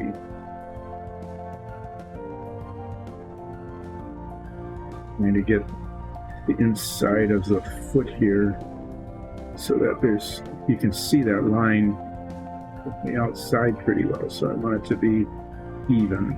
There, that's not bad. And then I want to get the foot all the way down into the base. So when we start painting the base color, we can paint up to the foot and not have a gap in the color.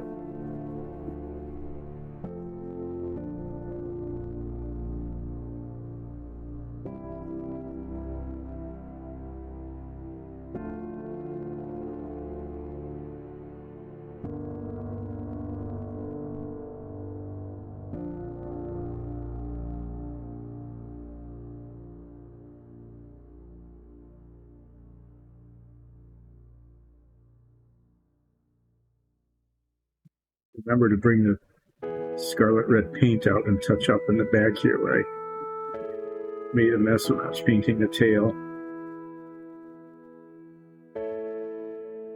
Again, those are just tiny little dots. You just take the paint, get a dot on the brush, touch the dot to the color it's supposed to be. But it'll take some time. And it's important to do because those are the kinds of things that show more than you would like on a finished model. I don't know if that's exactly where it was intended to be, but that is, yeah, we've got a big spot there. There's a spot on the tail, way back here.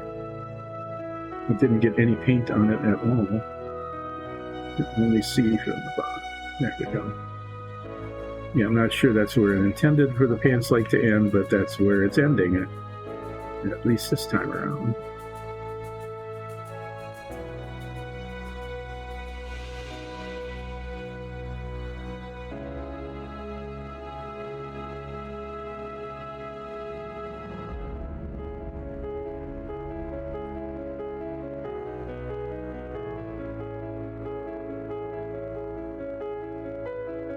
You can see that the orange tones itself down some as it dries, and that's good. So now I'm going to start painting the head. This will be a little touchier. There's a lot of boundary lines between colors up here. So start at the back. You basically paint up to the bottom of his cowl, I'll call it. It's not really a helmet, it's just a leather piece that goes over the top of his head. Because he's got one for some reason. Nobody else does. I'm not sure why. But maybe we'll hear his tragic backstory sometime on our Dungeons and Dragons stream, Sundays at 2. We might run into the Lizard Legion. We might learn all their names, their tragic backstories, whether they prefer pretzels or croissants.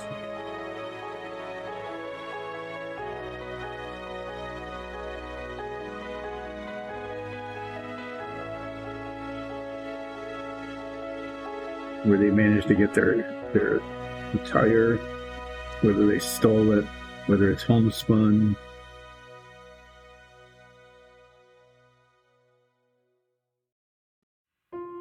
Whether they have like a clothing cooperative, where people make things and put them up and trade for other things, or whether you can trade in your old clothes for new clothes. They look like a warrior band, but you never know. They might just be like doing the lizard equivalent of a Renaissance fair or something. They might just be really friendly folk, going around from town to town, putting on shows or a meal and a place to stay for the night. You never know about these guys. Dungeon Master might come up with something, you know, really kind of interesting like that. Or not. They might just be marauding lizards, and if we run into them, we'll have to do non-lethal damage and maybe save a couple of them, send them back on their way, mend their ways. That could happen. Stranger things have happened on our campaigns.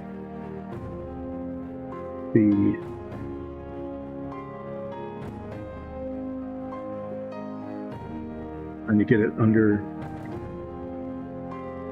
down to here.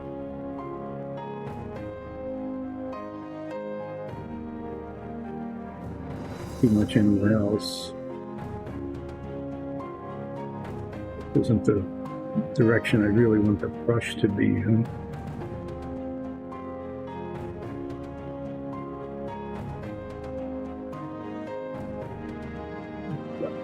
Too far into the blue, maybe not, maybe that's okay there. This just comes down pretty far on this side.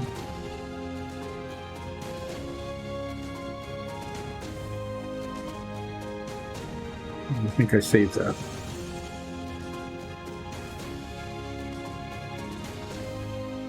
A little bit more there. Get a got it from this angle. That worked. We're going to work around. Oh, almost done with this. In the bottom of the there. And now I just need to do the cowl on this side.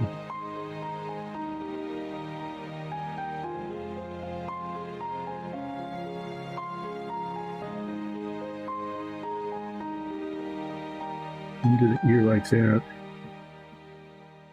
Into the horn, I mean, and then it's got this flap.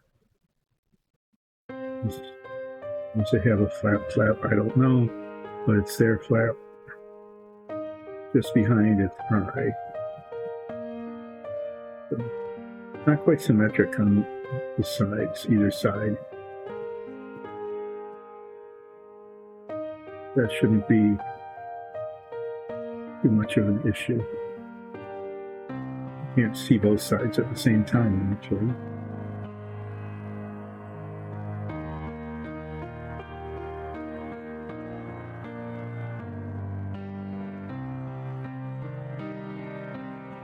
Okay, now up above here,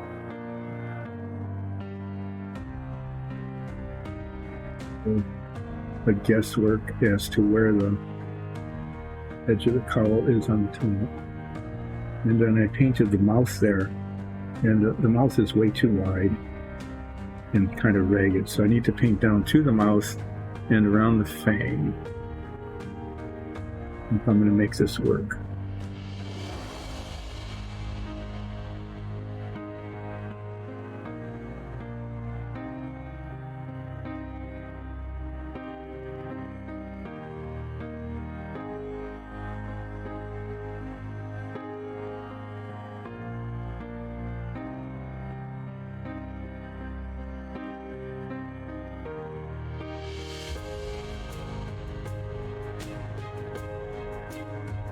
Hard to tell what's the nose and what's the cowl.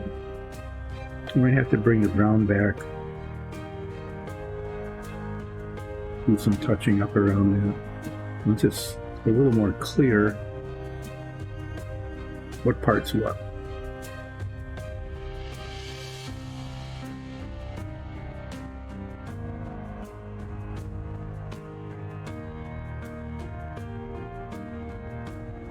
On this side, it's really good. You can really tell what's what here. But on the other side, it's been like that in this whole model. Is that the model's left side has been pretty well delineated, and the right side isn't. I don't know if that had to do with how it was programmed or got his mouth. Didn't. Yeah, I can't tell if that's how it was programmed or whether it was like printed, kind of like an asymmetry in the printer. Sometimes you get that. And do what you can. Yeah, I need to do some brown touching up around there. It's a tiny, tiny bit of red there, maybe on the mouth. We'll see how that shows later. But that came out okay. Now I need to get down here around the bottom of the chin.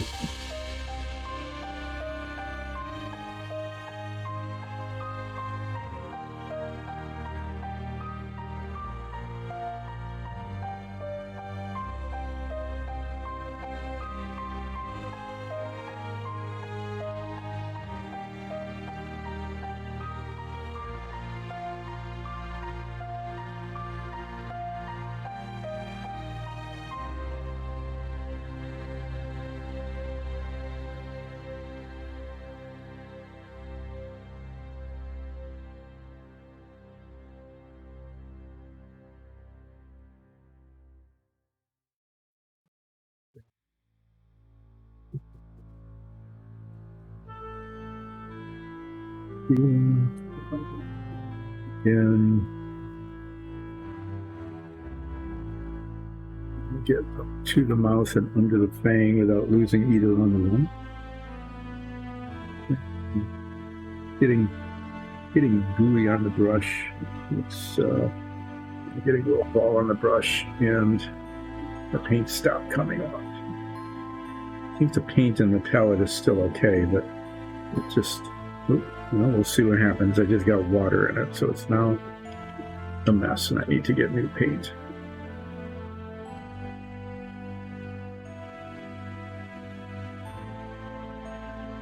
Yeah, a little drop of water on the brush, dropped it into the paint. Yeah, just leave a tiny little dot. There isn't much left to paint here.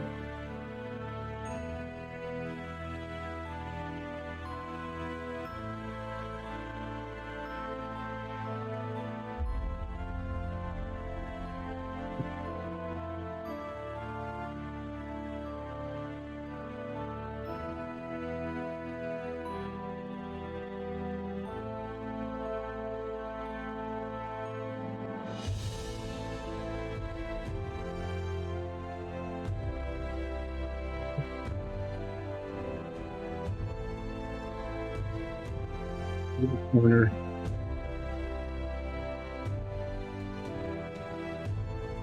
And the back.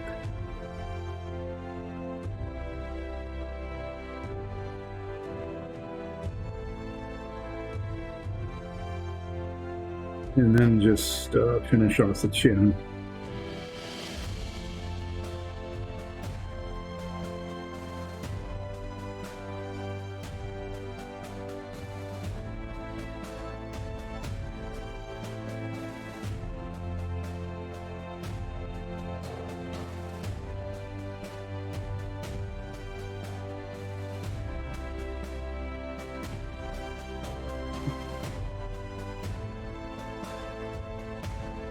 What's that?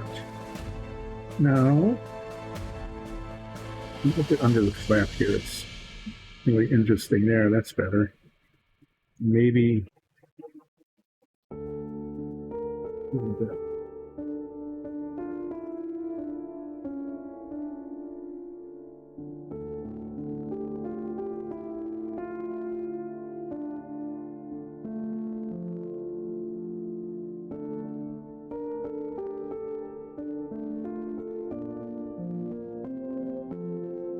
Yeah, I think that's okay.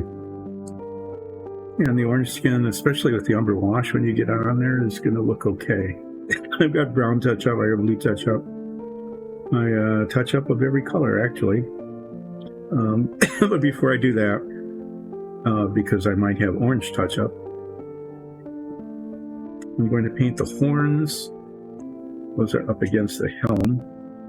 So that's been dry for quite a while.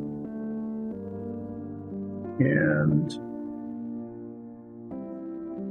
I'm going to use this stuff, kind of a grayish black color, same color as the horns in this guy. So even though their skin color is different, there might be a family connection. Do that, get that on, so that if I have to come back, because if I get it onto the brown, I have to do brown touch-up again anyway.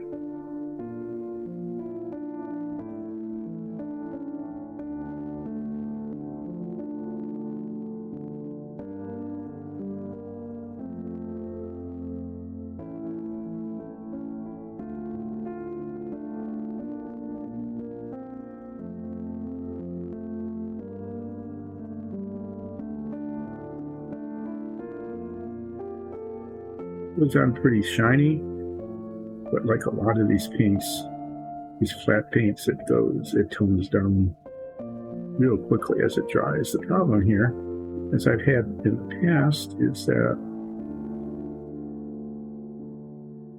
double seeing the tip of the brush. It's still not quite being totally clear.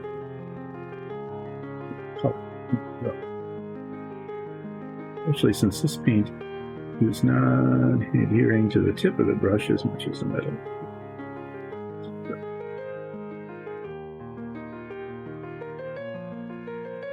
Pretty deep here.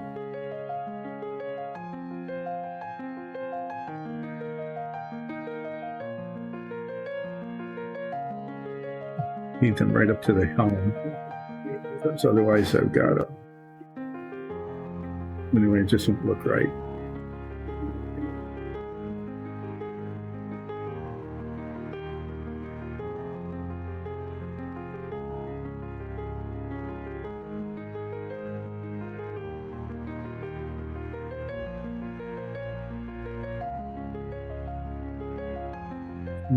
This paint needs to be thinned, like I did with the blue earlier. I think I'll try to do that after I finish with this, before I cap it up, just so I don't forget. I'm just going to put like 4 or 5 drops of isopropyl alcohol in it,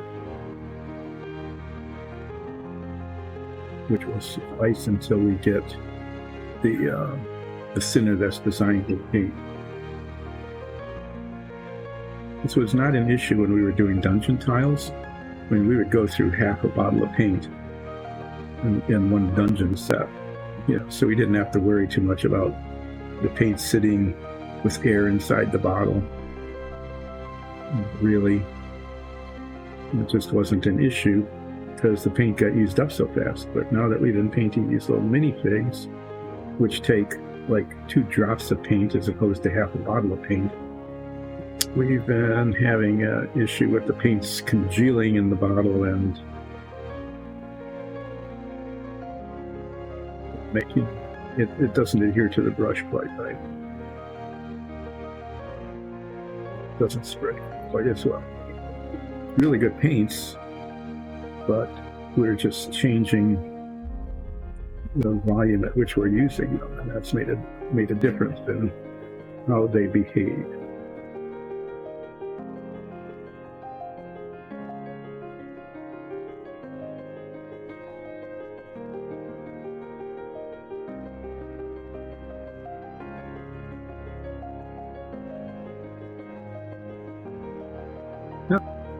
I'm actually still working on camera. That's pretty good. I just felt like I was wandering there in terms of its location as I was trying to position the brush and things.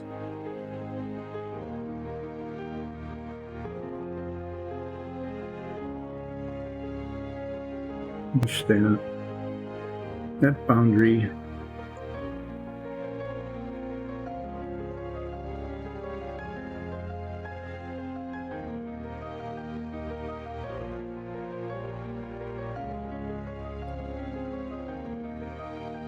Paint the horn right down to that. I think that will look better there. Yeah, I mean, it's not much, but it finishes it a lot.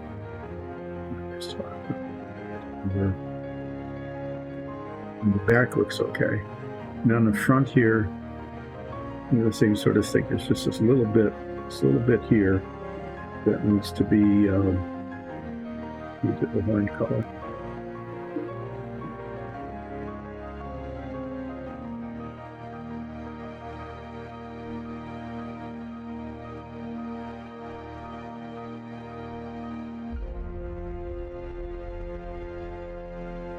Okay, so I'm going to wipe this off.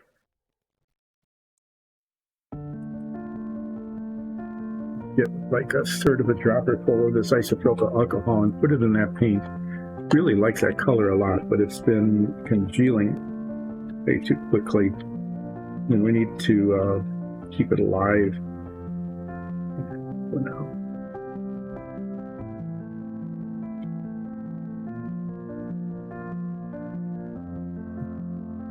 Gallon of isopropyl alcohol I was able to buy ages ago.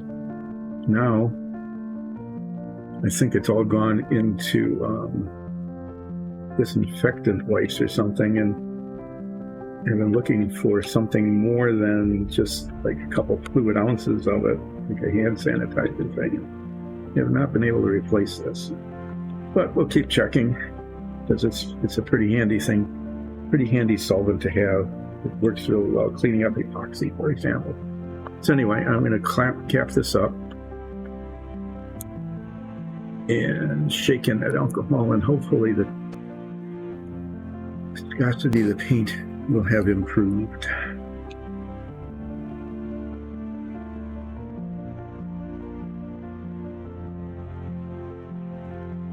Okay, this looks a little ratty.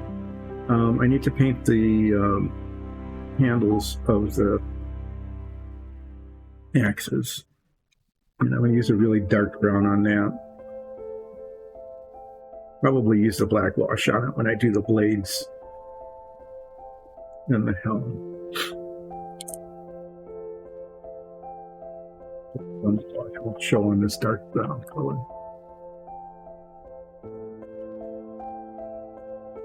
There isn't very much of this, but it's fiddly because it goes between, there's just a little bit at the top that shows.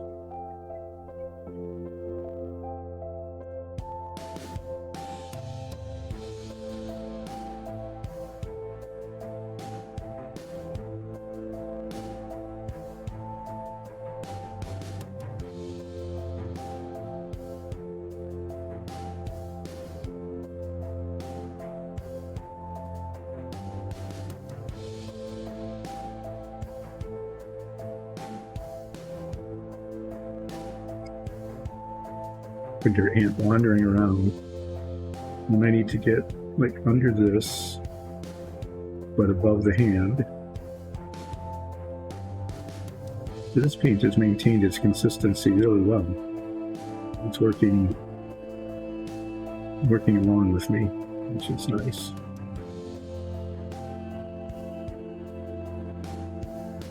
Just going to get the top first, and then I think I'll turn it over and get the bottom and then paint the in-between.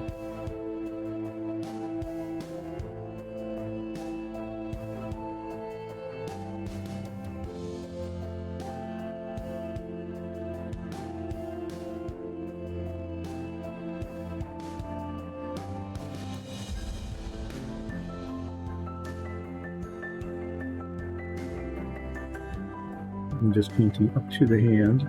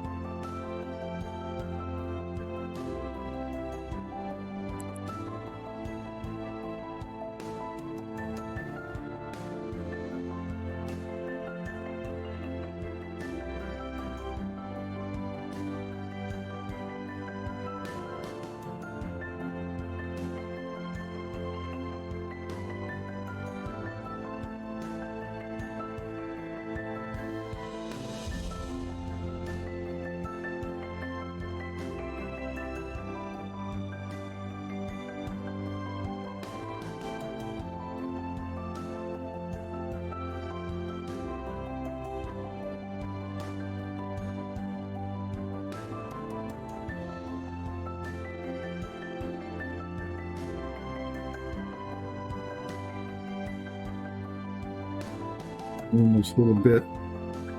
I mentioned before, managed to break the handle. I don't know, maybe these were like found weapons and the thing was broken before. The only thing we know for sure is that it's not going to be a very well balanced weapon. But, you know, maybe they don't care. He's just a little lizard lead putting on Renaissance fair shows for people all around the countryside, and who's going to notice that the handle's broken, right?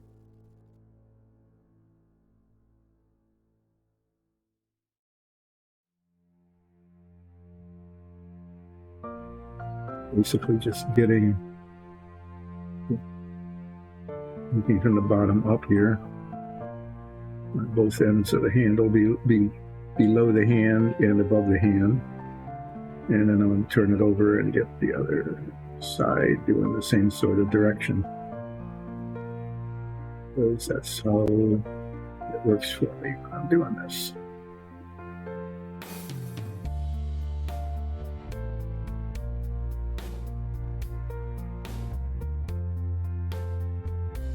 Turn it, and you see, oh no, there's this whole section I didn't catch with the paint. How could that be?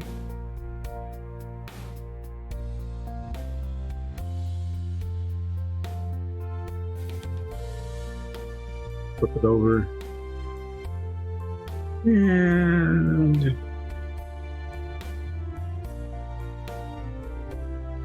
down to the little finial thing.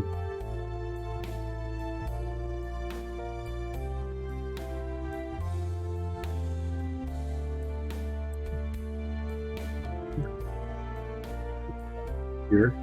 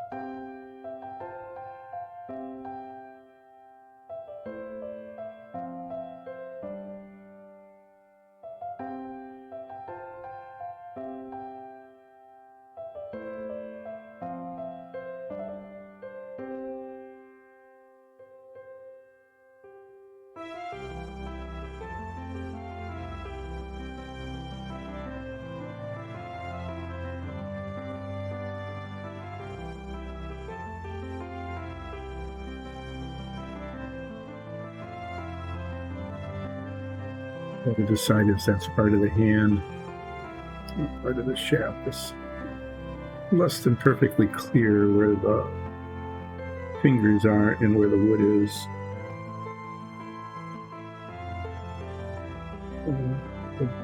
Where it will be.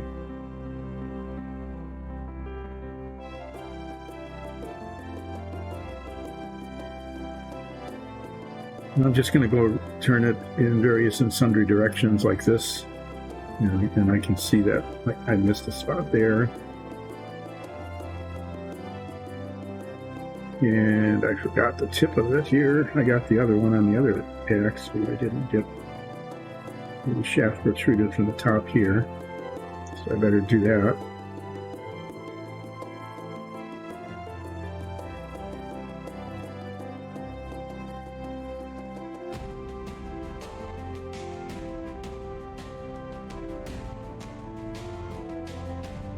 Kind of thing that would be noticeable.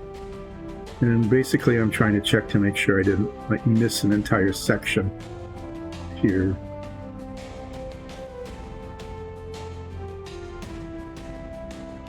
Sometimes I'll do that, especially like on a tail. You're flipping it around and oh look, it's like half of a square inch of things that didn't get painted down there. I should probably get to that.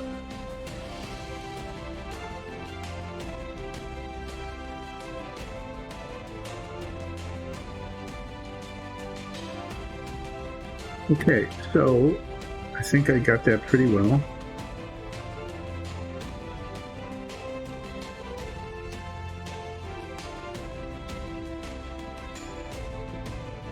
This off, and then start touching up, and just sort of just pick colors at more or less at random because they all need touching up.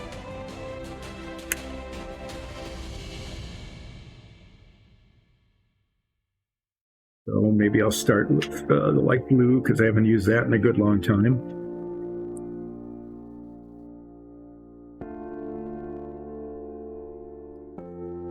On the model.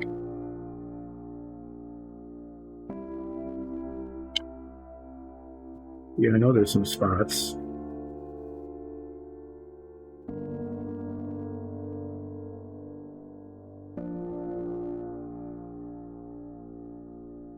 I've got it.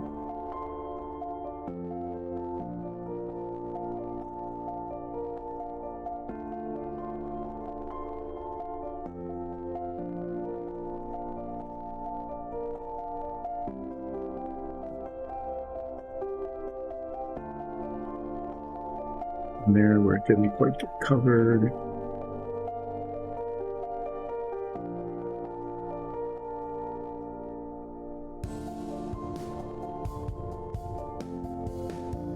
Tail.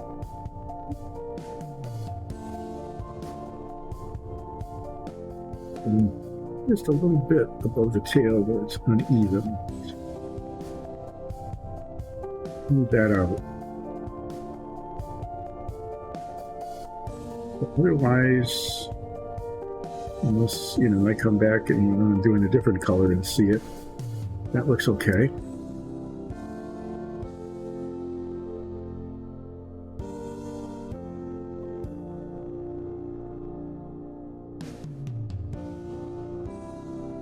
But I didn't want to mess around with the sand on the brocade, but I'm seeing just, I don't know. There's a lot of danger in messing with that. Just in terms of making more of a mess. So I think, oh, look at that, there's an orange spot. Maybe this will still work.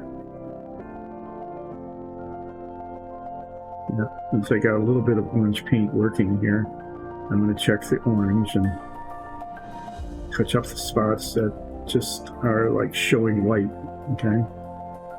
Where it didn't quite cover it very well for some whatever reason. So white spots here and there.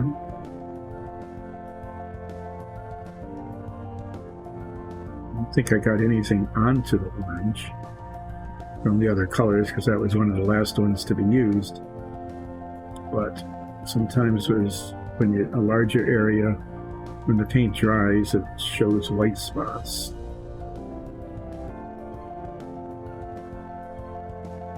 And this is the time to take care of those.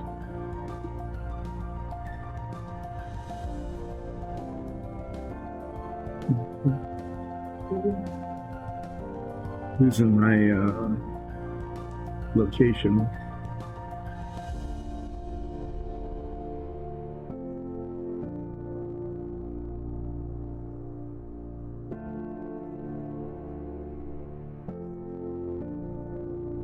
Now I'm going to do the dark blue. You know, there's just a few spots here and there that basically the white is showing through, or maybe something touched it.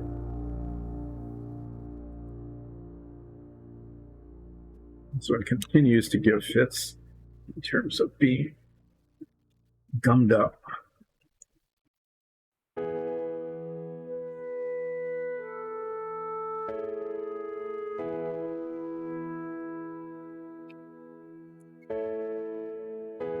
I'm going to scrape some of that paint off. I thinned this a little bit earlier. We'll see how that's doing. But there's a spot up here that just apparently never got painted.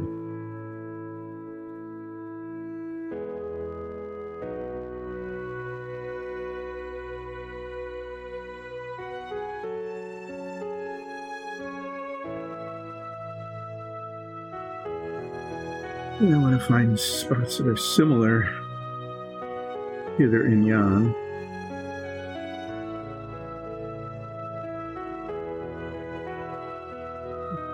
Here, but the skin is indistinct.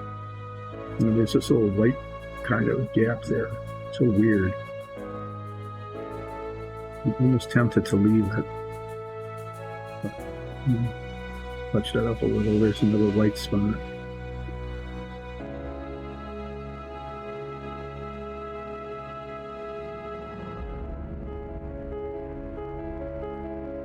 Well, for sure I had made a mess of it somewhere, that it needed more touch-up with the blue.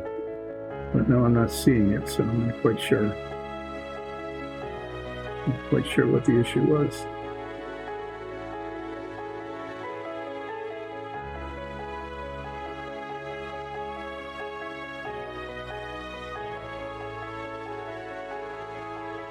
It's a ragged spot here on the brocade that I'd really like to be able to touch up without spoiling what I've already got.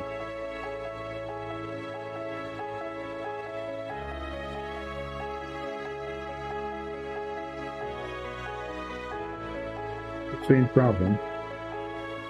Working from the blue, can't see where the tip of the brush is.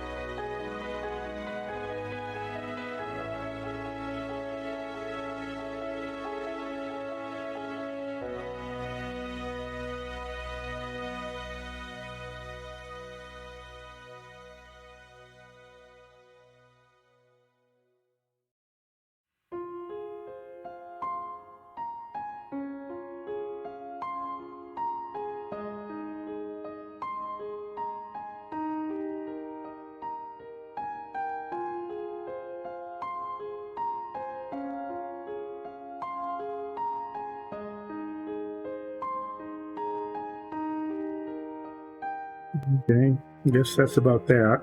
I have to get the red out again. I'm going to try to clean this jar up just a little bit.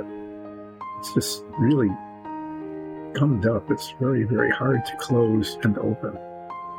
So I'm going to take a little chance, put that aside, and just scrape off some of the paint that's gumming up the threads on the bottle. I want to do this avoiding two things. One is getting dried paint into the bottle, and the other is getting the blade into my fingers.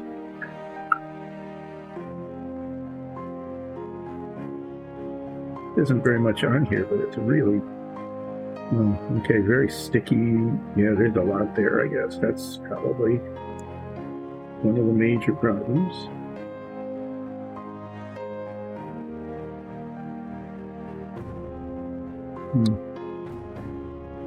You can watch the paint goo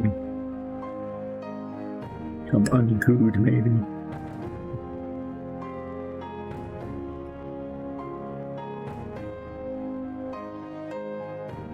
Myself, that's a really good thing. There we go.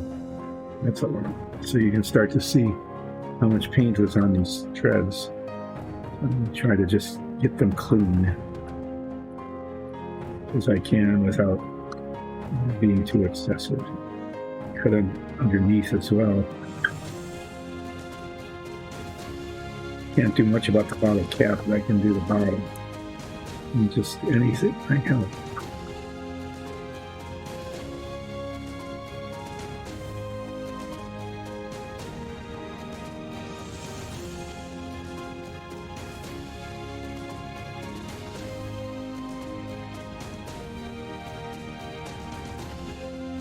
Well, we'll see if that made any difference at all.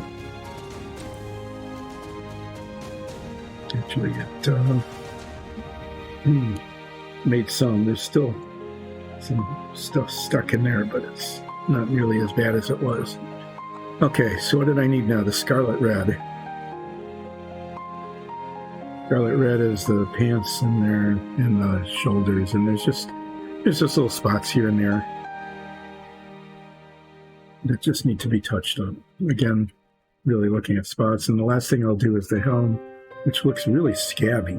I have no idea why that turned out to be so. Okay. No.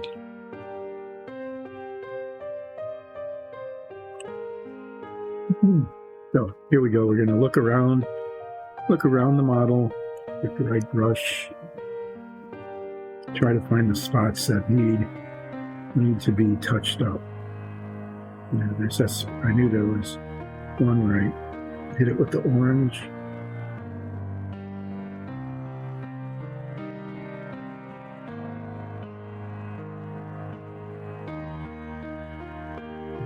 Big spot there. Sometimes the big ones are the easiest ones to miss. It's like weeding a garden. You pull out all the little weeds, and then there's this one big thing that's up in the middle that wasn't what you were looking for. You're looking for the little weeds that kind of infiltrate plants that you want. And then there was one that was the same size or bigger than the garden plants, and someone comes along and say, "Oh, look, you missed that."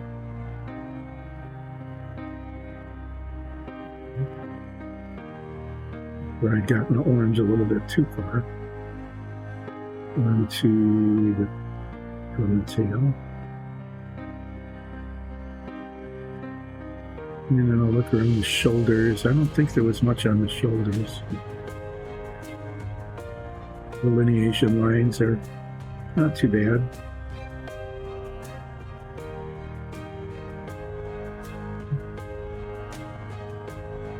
Much here where the orange came up on the pants, maybe just a little too high.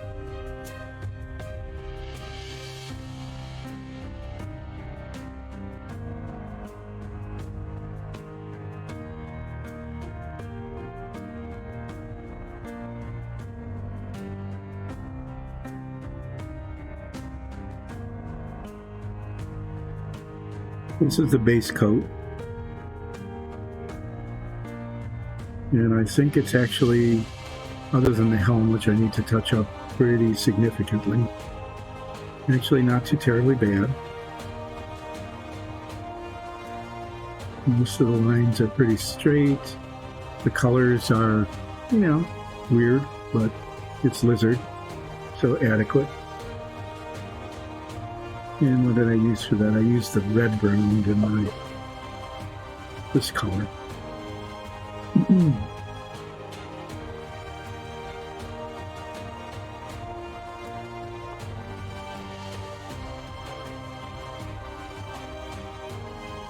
So there's just little white spots everywhere.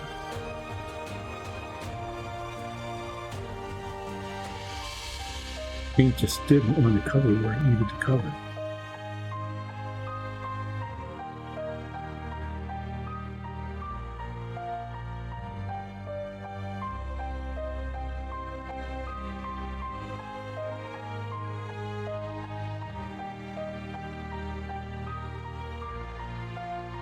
Paint the line here along the nose.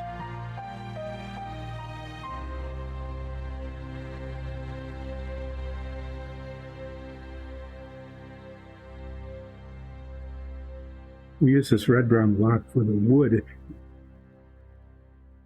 the wooden floors and walls in our dungeon tile sets. Looks really good that way.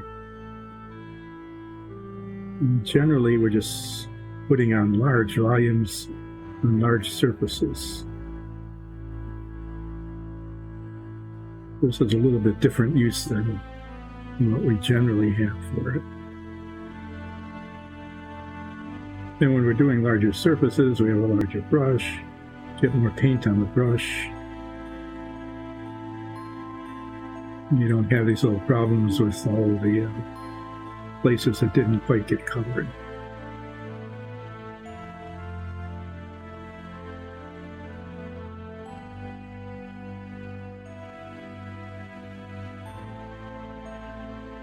Yeah, okay, there we go. keep looking up to see if I'm on camera. And, you know, more often than not, I'm not. So it didn't take too much, but just helps to cover up all these things. Got it from different angles, and there's another one just painted it all.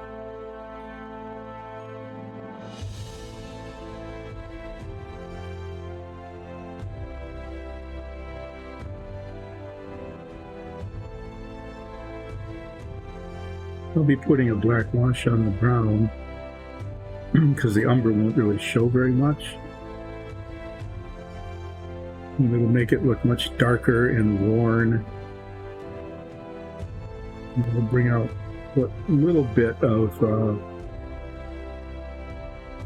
texture and stuff there is in the model print itself. Okay, so that's not too bad. You know, the fangs are showing. The helm is, looks like I got what needed to be done. So I'm going to say that the base coat on this is now complete. And what we need to do is look at that. There's a spot of red. See, it helps to just rotate these things. There's red with a sleeve.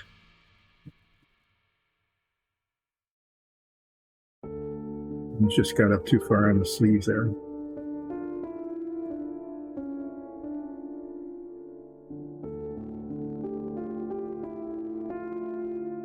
Yeah, so there's the base coat. Now we're going to do some washing. I'm going to use a blue wash, an umber wash, and a black wash in various and sundry places. I'm going to start with the blue wash.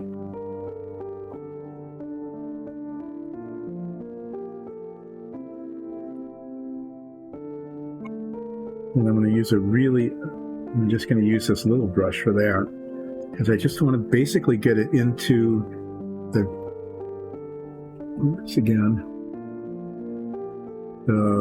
texture of the quilting. I want that to show, especially on the front here, and around the back and so on. And I don't want the blue wash to get too much on anything else. In fact, most of the washes I'm going to be pretty careful with. But I'm going to try it with a little brush and see how that goes. It's this blue-gray wash that nobody else likes and really doesn't show much that well on anything other than this light blue color. Sometimes I can just get enough after shaking it off the top of the bottle to do what I'm trying to do. Don't need to be real light about this, but I want to get it into the crevices.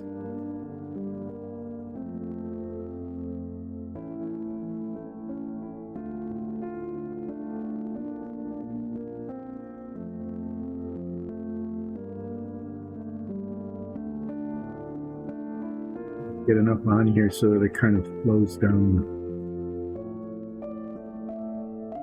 Yeah.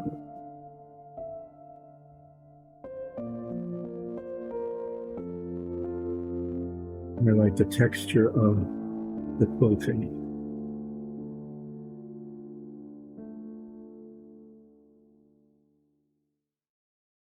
And I'll probably put maybe 2 coats on it just to be sure. But you can see as I'm doing this that it changes the color. Gives it a little grayer look. And you can start to see the quilting just a little bit better.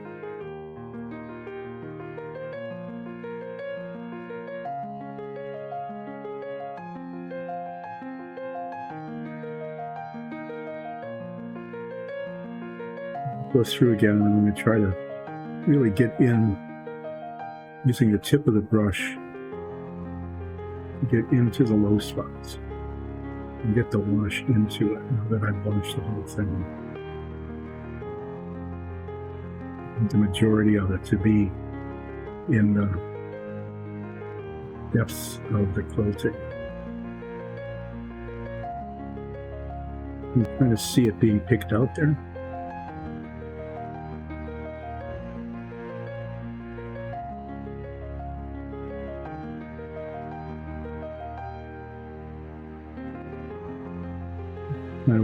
looking for.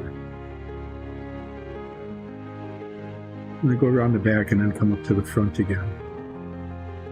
It doesn't show that much in the back, it's just around the bottom here. But the front shows quite a bit, and I want the highlighting, especially there, to work.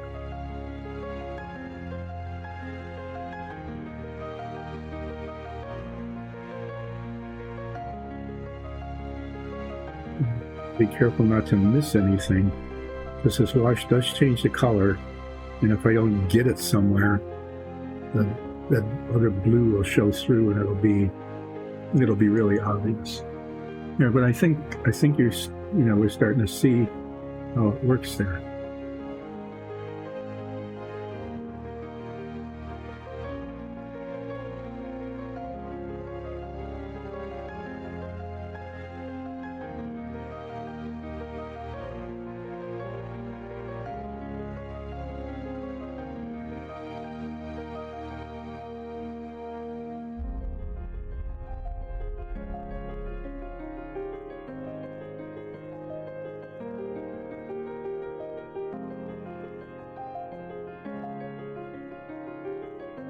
Yep, you can see the texture of the quilting. It's not, it's kind of subtle, but I think effective. Now, the next thing I'm going to do is I'm going to do the black wash next. I'm going to do the helm and the blades on and the shafts on the axes. And then I'm going to get the Umber Wash, and everything else, the red, the brown, the blue, and the orange, is going to get Umber Washed. But it will look really different on each one of them. And the point is to pick up the texturing in the model on the clothes, and to give a slightly different color to the skin, and also bring out the fingers and the toes. And we got this dark gray stuff that's actually better than the black. Well, I'm just doing the helm and the blades. I want the blades to be pretty dark.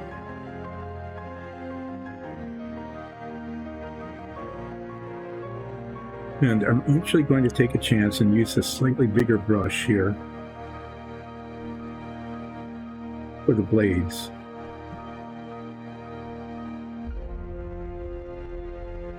Very delicate thing.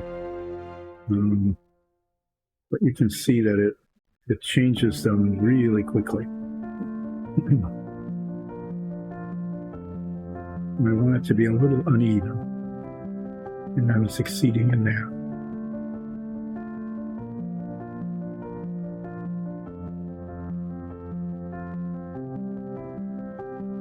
We'll get the edges. There's this kind of ridge around there, and the blades are not uniform, and this is kind of helping to bring that out as well. Yeah, I wanted these to get kind of dark, and you can see how much they change with the black wash on it.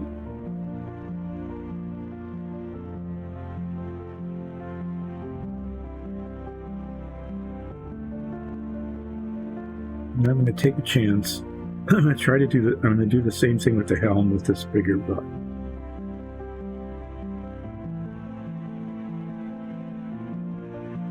Mush it around and touch all the surfaces. The bitty brush, it would be, I think, too streaky.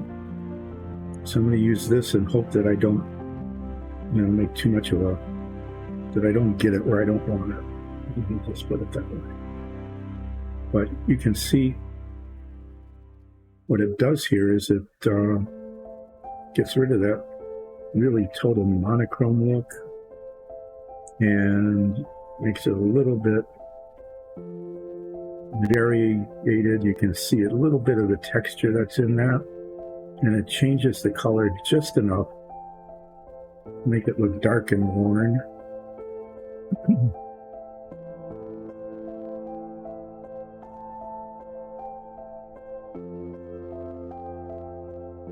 I painted the horns dark because then I can just put the wash right up onto them as well and not have to worry about boundary issues there.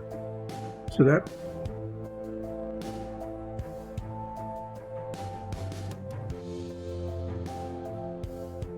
that looks actually pretty decent on the helm. Wouldn't mind putting a little bit more on the blades, especially like just around the edges.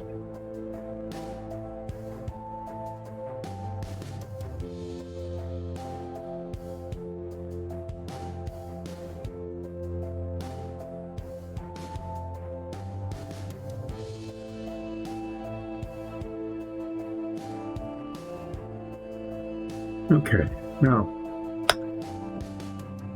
what we've got next is the last wash. You can see that the quilting worked out pretty well here. That looked pretty decent. The blades are okay. So I'm going to get the Umber Wash and I'm going to be washing everything else. And it's just going to be, I hope it works okay. Need to be careful around the mouth and the teeth. And I might use a little brush for that. I'm going to find the Umber Wash and start at the bottom and work my way up to the face.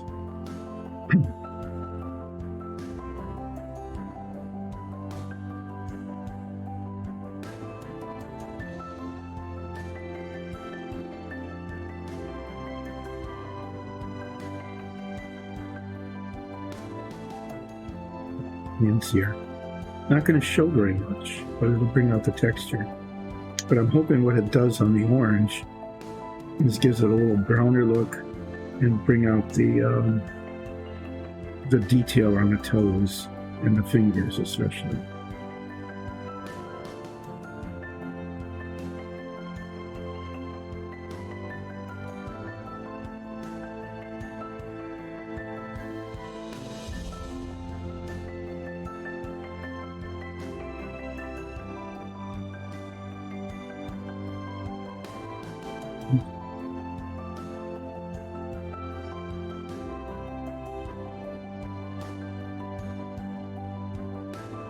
With some variation, so it's not just that monochromatic orange color. And I think that's working okay. I'll do it up here on the hands.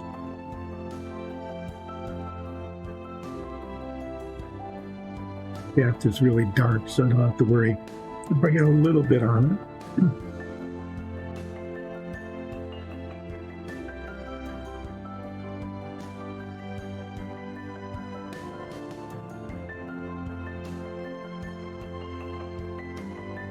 You get it to foam up too much, it'll do that.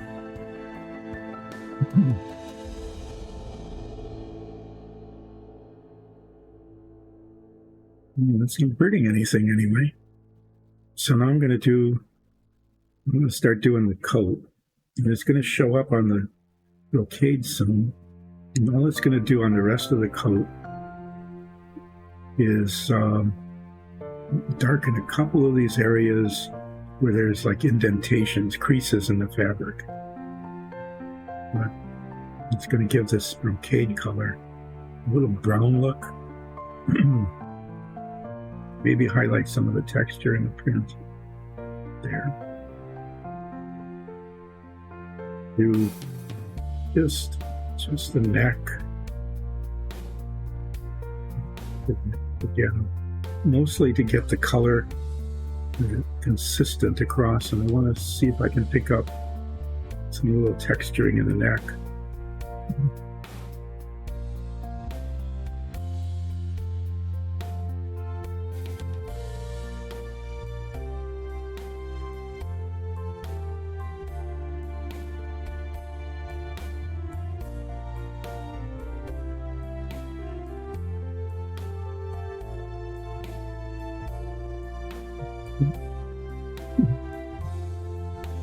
Dark or anything, but I think it just helps give some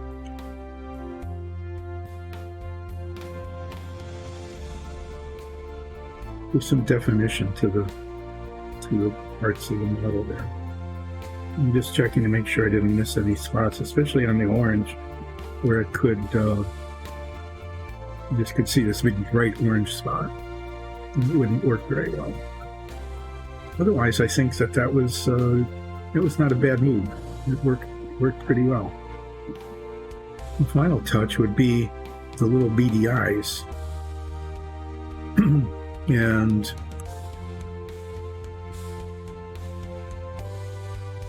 the convention that Nikki started is going to be next to impossible for me. It's a black spot with a yellow spot. I can get the black spot. I don't know if I can get the tiny little yellow dot. So I'm going to pick out this pen I had earlier. The most micron of the micron pens, which will make a tiny dot if I land it in the spot where I want it to be. So there's a little raised spot there.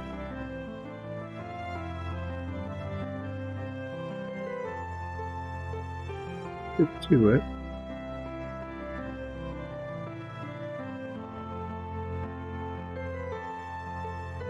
Creates a little beady dark spot.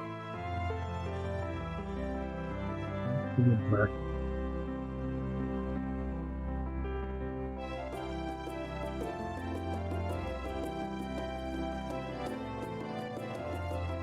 Yeah. We'll do it on the other side. But there's also a raised little beady spot.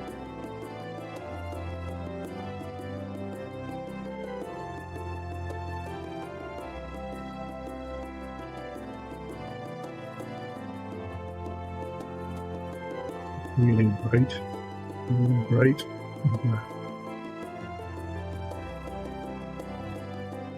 You can touch of orange to fix that.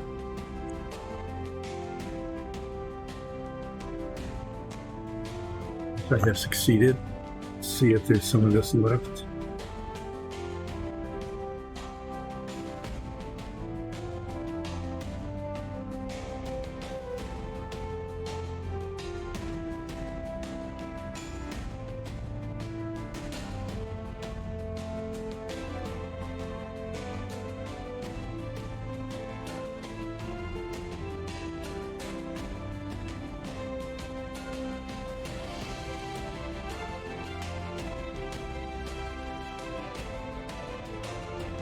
That needs now is a tiny little yellow spot that I might not be willing to attempt. I'm going to set this down, and then I've got, what's on here? A brush that needed some cleaning. It's weird, it was like a yellowish color. Because I've got this other guy. Where is he? Here. And I'm going to do a little eyeball thing here too.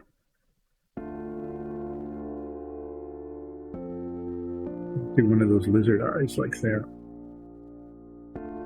Since I got this pen and it seems to work pretty well for me today. Here.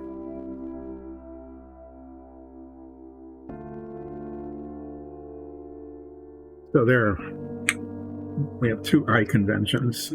Maybe they're different subspecies of lizards, I'm not sure. Let me clean these off again a little bit.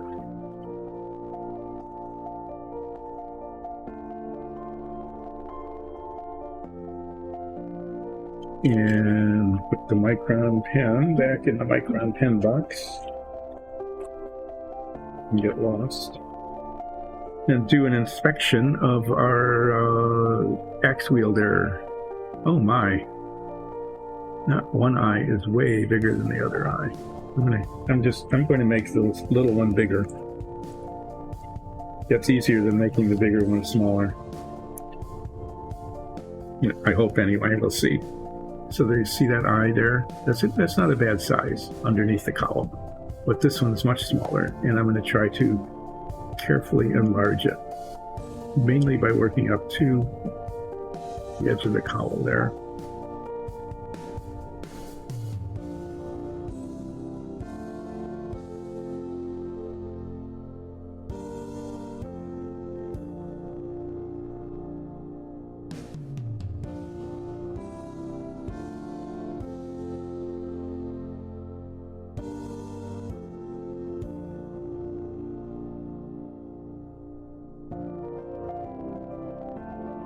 They're more even now.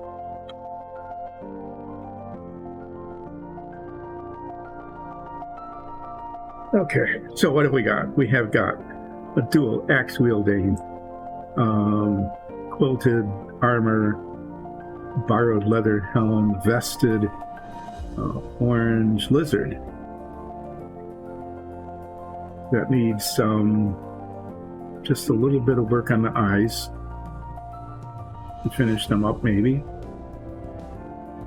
Otherwise, it looks like it turned out not too bad. I like the Umber Wash on the orange. It toned it down, showed some of the texture of the skin, highlighted the fingers a little bit. The blue wash worked on the quilting. It's pretty subtle, but now you can see the quilting much better. The weapons are simple but effective. And along with the other two that I did, I now have 3 that just need to have bases painted. And that might just wait a bit until we come up with a common standard for the bases. I think this guy is done. So I'm going to take him off the sticky tack, and we're going to bring the lizard army forward. Lay them down so you can kind of see them.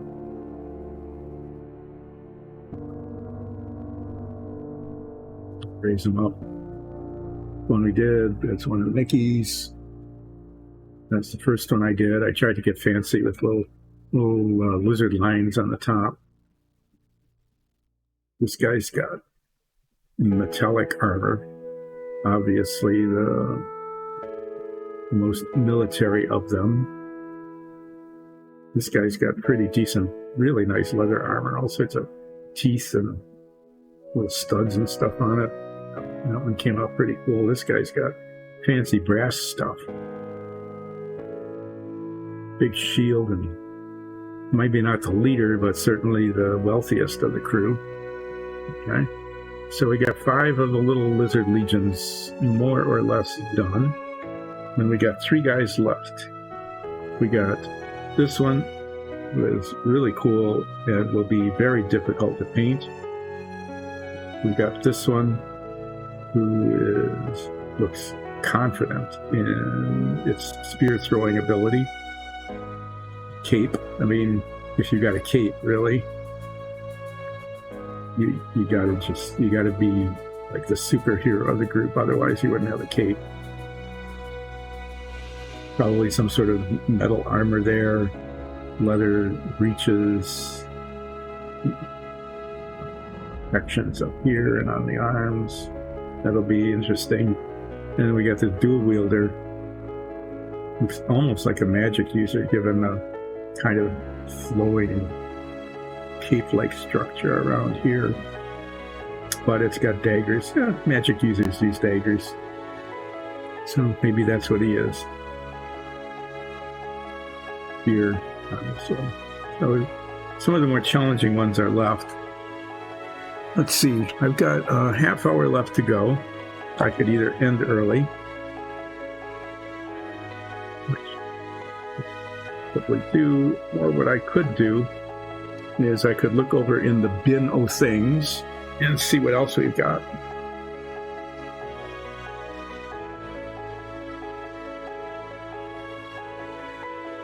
Well, one of the things we've got in the bin of things is a boar, a wild boar, kind of vicious looking. So what I could do today is get started on it. I could like paint the inside of the mouth, get that dark red, highlight the teeth.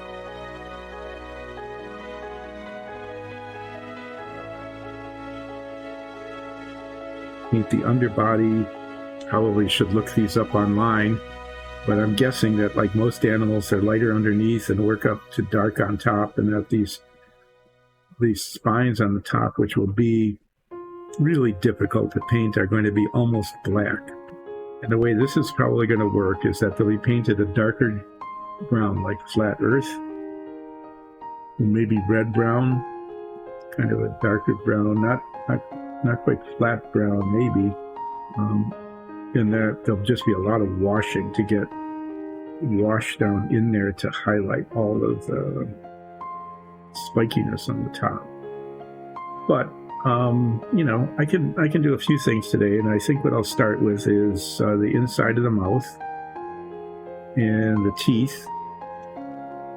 You know, the inside of the mouth will go to our old fallback color of scarlet red, and the teeth will be, I'm going to use the ivory on that rather than the white. They're not quite as bright, but they look a little more natural.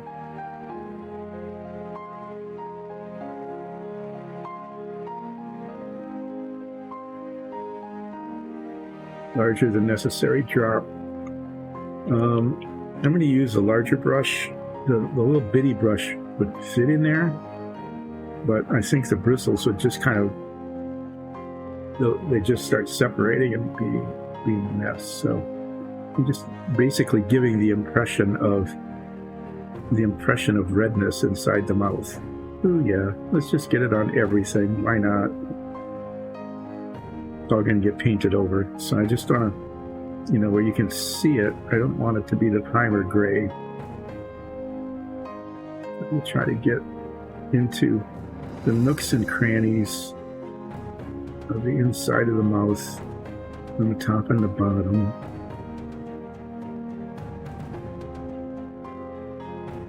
Coverage of that area is more important than the spots that'll get painted later, because all that's going to get painted around the mouth are the teeth, and then around the teeth are the lips and the snout. So I just don't want white spots or light gray spots to be showing. So I'm using a larger brush and just sort of mushing paint in there. Yeah. That's the look of angry. It just ate your pet goat.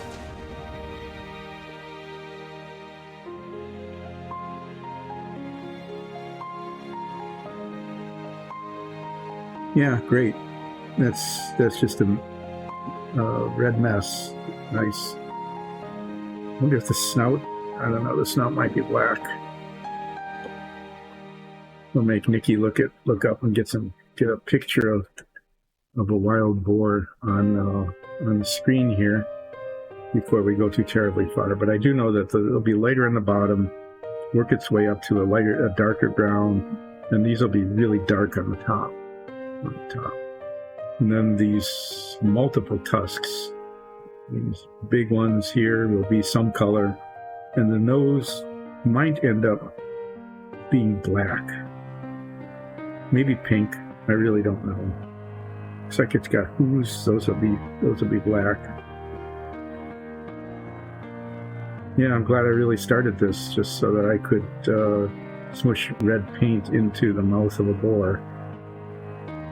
Need to let that dry before I try the teeth, though. Well, that filled a few minutes in a not too terribly productive way.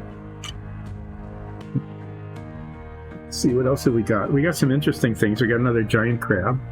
Nikki did an amazing job. Let me show you before and after crabbiness here. That's what it looks like primed, and look what she did to it. And just the multiple colors and the shading of the spines and the barnacles on top, with the dark on the inside and lighter on the outside, and then the shading from dark. There's like 3 or 4 almost colors of blue that are done there. I just find this particular model an amazing example of how you can blend paints from one color into the next and get some amazing shading going.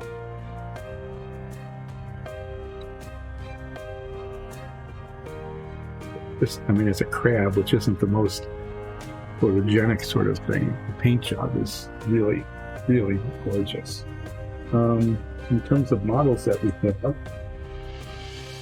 we've got a couple of figures that, now that I messed up the boar, maybe we'll work on instead. I think this is a siren. But this is a pretty cool one, and if we could decide on what colors everything should be, we've actually got some pearlescent paints that work really kind of cool on scales. Okay, scales and fins. That one might be fun. And then there's an Arakoa warrior with wings. These wings attach.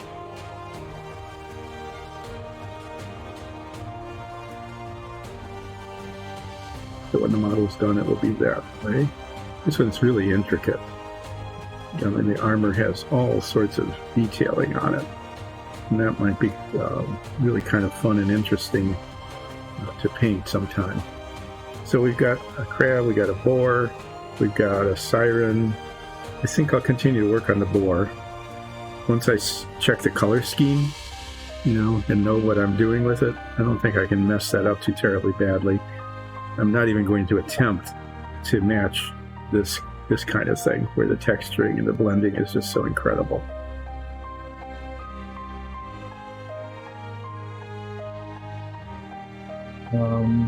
Yeah, otherwise, tell you what else we've done. Nikki did.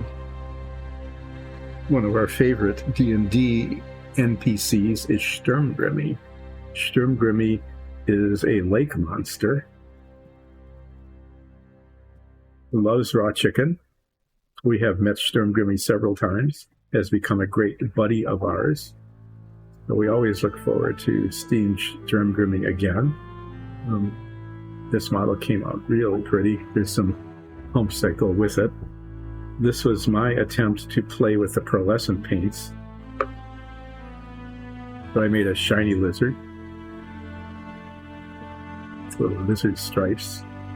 It is a salamander-y kind of thing. I thought it came out kind of cute, but maybe too shiny, but we're just going to pretend that it's kind of wet. So that's the kind of things we've been working on. And I don't know, maybe what I'll do in the last couple of minutes here is get out the ivory paint and paint the teeth of the boar, or at least try. The worst that can come of it is that I just need to smush red paint back over them again.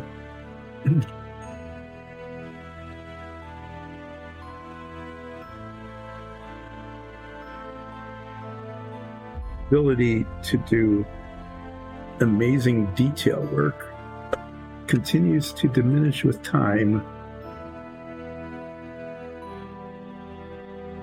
but we'll see what we can do with these teeth.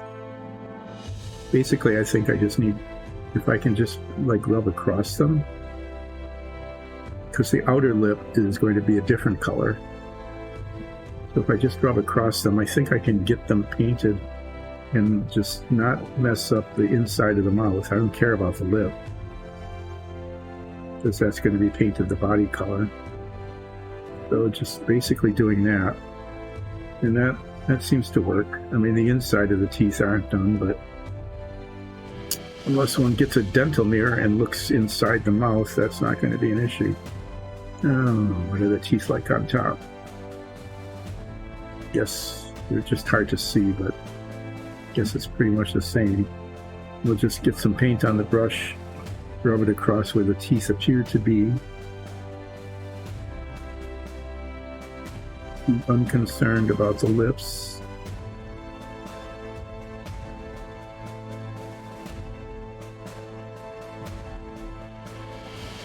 The paint will show where they are. That's good.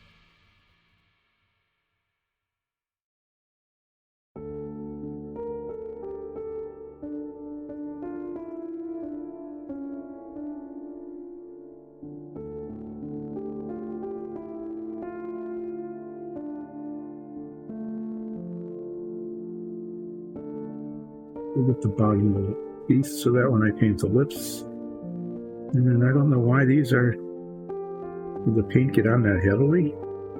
Doesn't look like it. It's just like the whole thing is just a little bit lighter. And just touch this with a paper towel if I can. See if some of that comes off.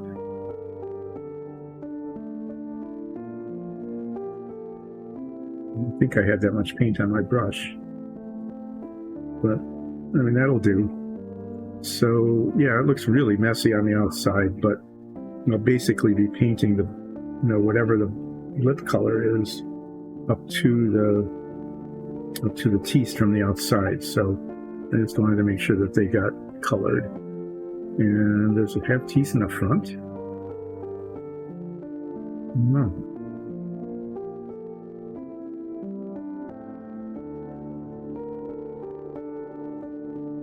It doesn't look like it, does it? So that's going to be the lip color. Looks like the teeth start back there, and this is just the snout. Okay, successful, nasty, messy boar teeth painting. Ooh, but itty bitty little ears. Look at that. Okay, well, it's 15 minutes to usual closing time. Other than talking about what we're doing here, which I will do for a little bit.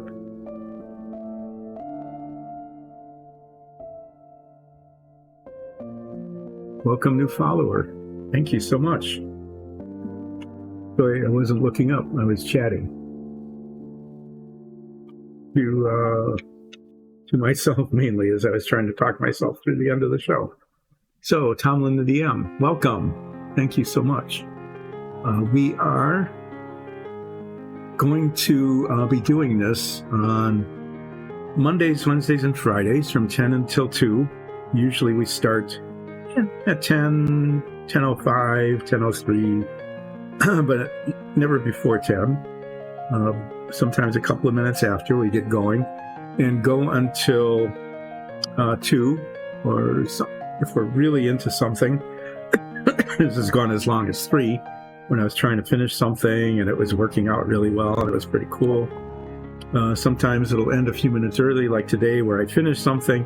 There's not enough time to start anything really new, and that will work. But generally, definitely past 1:30 until very close to 2 with something going on. Like today, I'm finishing up by making a mess of the inside of a mouth of a boar that once I check on the color pattern, the appropriate color pattern, I'll probably be working on Wednesday. The other things we're doing is we have a, not tomorrow, Wednesday, Monday, Wednesday, Friday, from 10 until 2. And on Sundays we have our Dungeons and Dragons campaign. Kind of off and on during the summer because oftentimes there's a lot of holidays. Oh, don't worry. It's just Mondays, Wednesdays, and Fridays from 10 until 2 Eastern Time. And on Sundays, we have our Dungeons and Dragons campaign. It's been a little sporadic over the summer because there's just a lot of holidays. People aren't watching. And we don't want to, move things along when no one's seeing the show. But that starts at 2 on Sundays. I think it's also available on YouTube. What we also have is Patreon, patreon.com/diceanddungeons, and a lot of social media presence. And so if you want to look us up on Dice and Dungeons on, I don't do social media, so what are they? Facebook and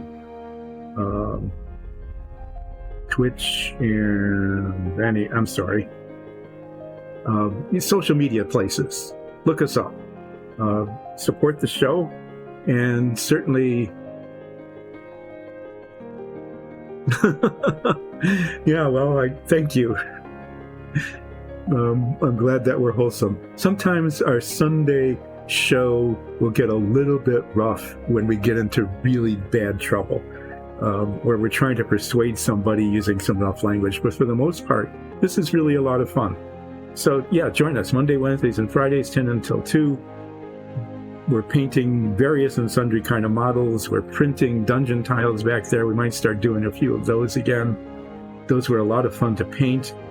It's kind of fun to watch a 4-hour show with 2 people painting and getting an entire 30-piece dungeon set almost complete. So you can see all the pieces from the start of the priming until they're completed and put together, including with some of the special effects that we have, like cauldrons and traps and things of that sort. So what will be probably, if I'm back on Wednesday, I'll be painting a boar. If Nikki is back on Wednesday, she will be painting something much more intricate, like one of these lizards, or maybe even the siren. So thank you so much, Toynlin the DM, for joining in, and please check out our Dungeons and Dragons campaign. It's really been a lot of fun putting it together, and I think we've made it really pretty entertaining. So thanks everybody who joined in today. I am going to be ending just a few minutes early because I have just run out of things to do without starting something that I'm not really prepared for, even a boar, not knowing what colors it's going to be.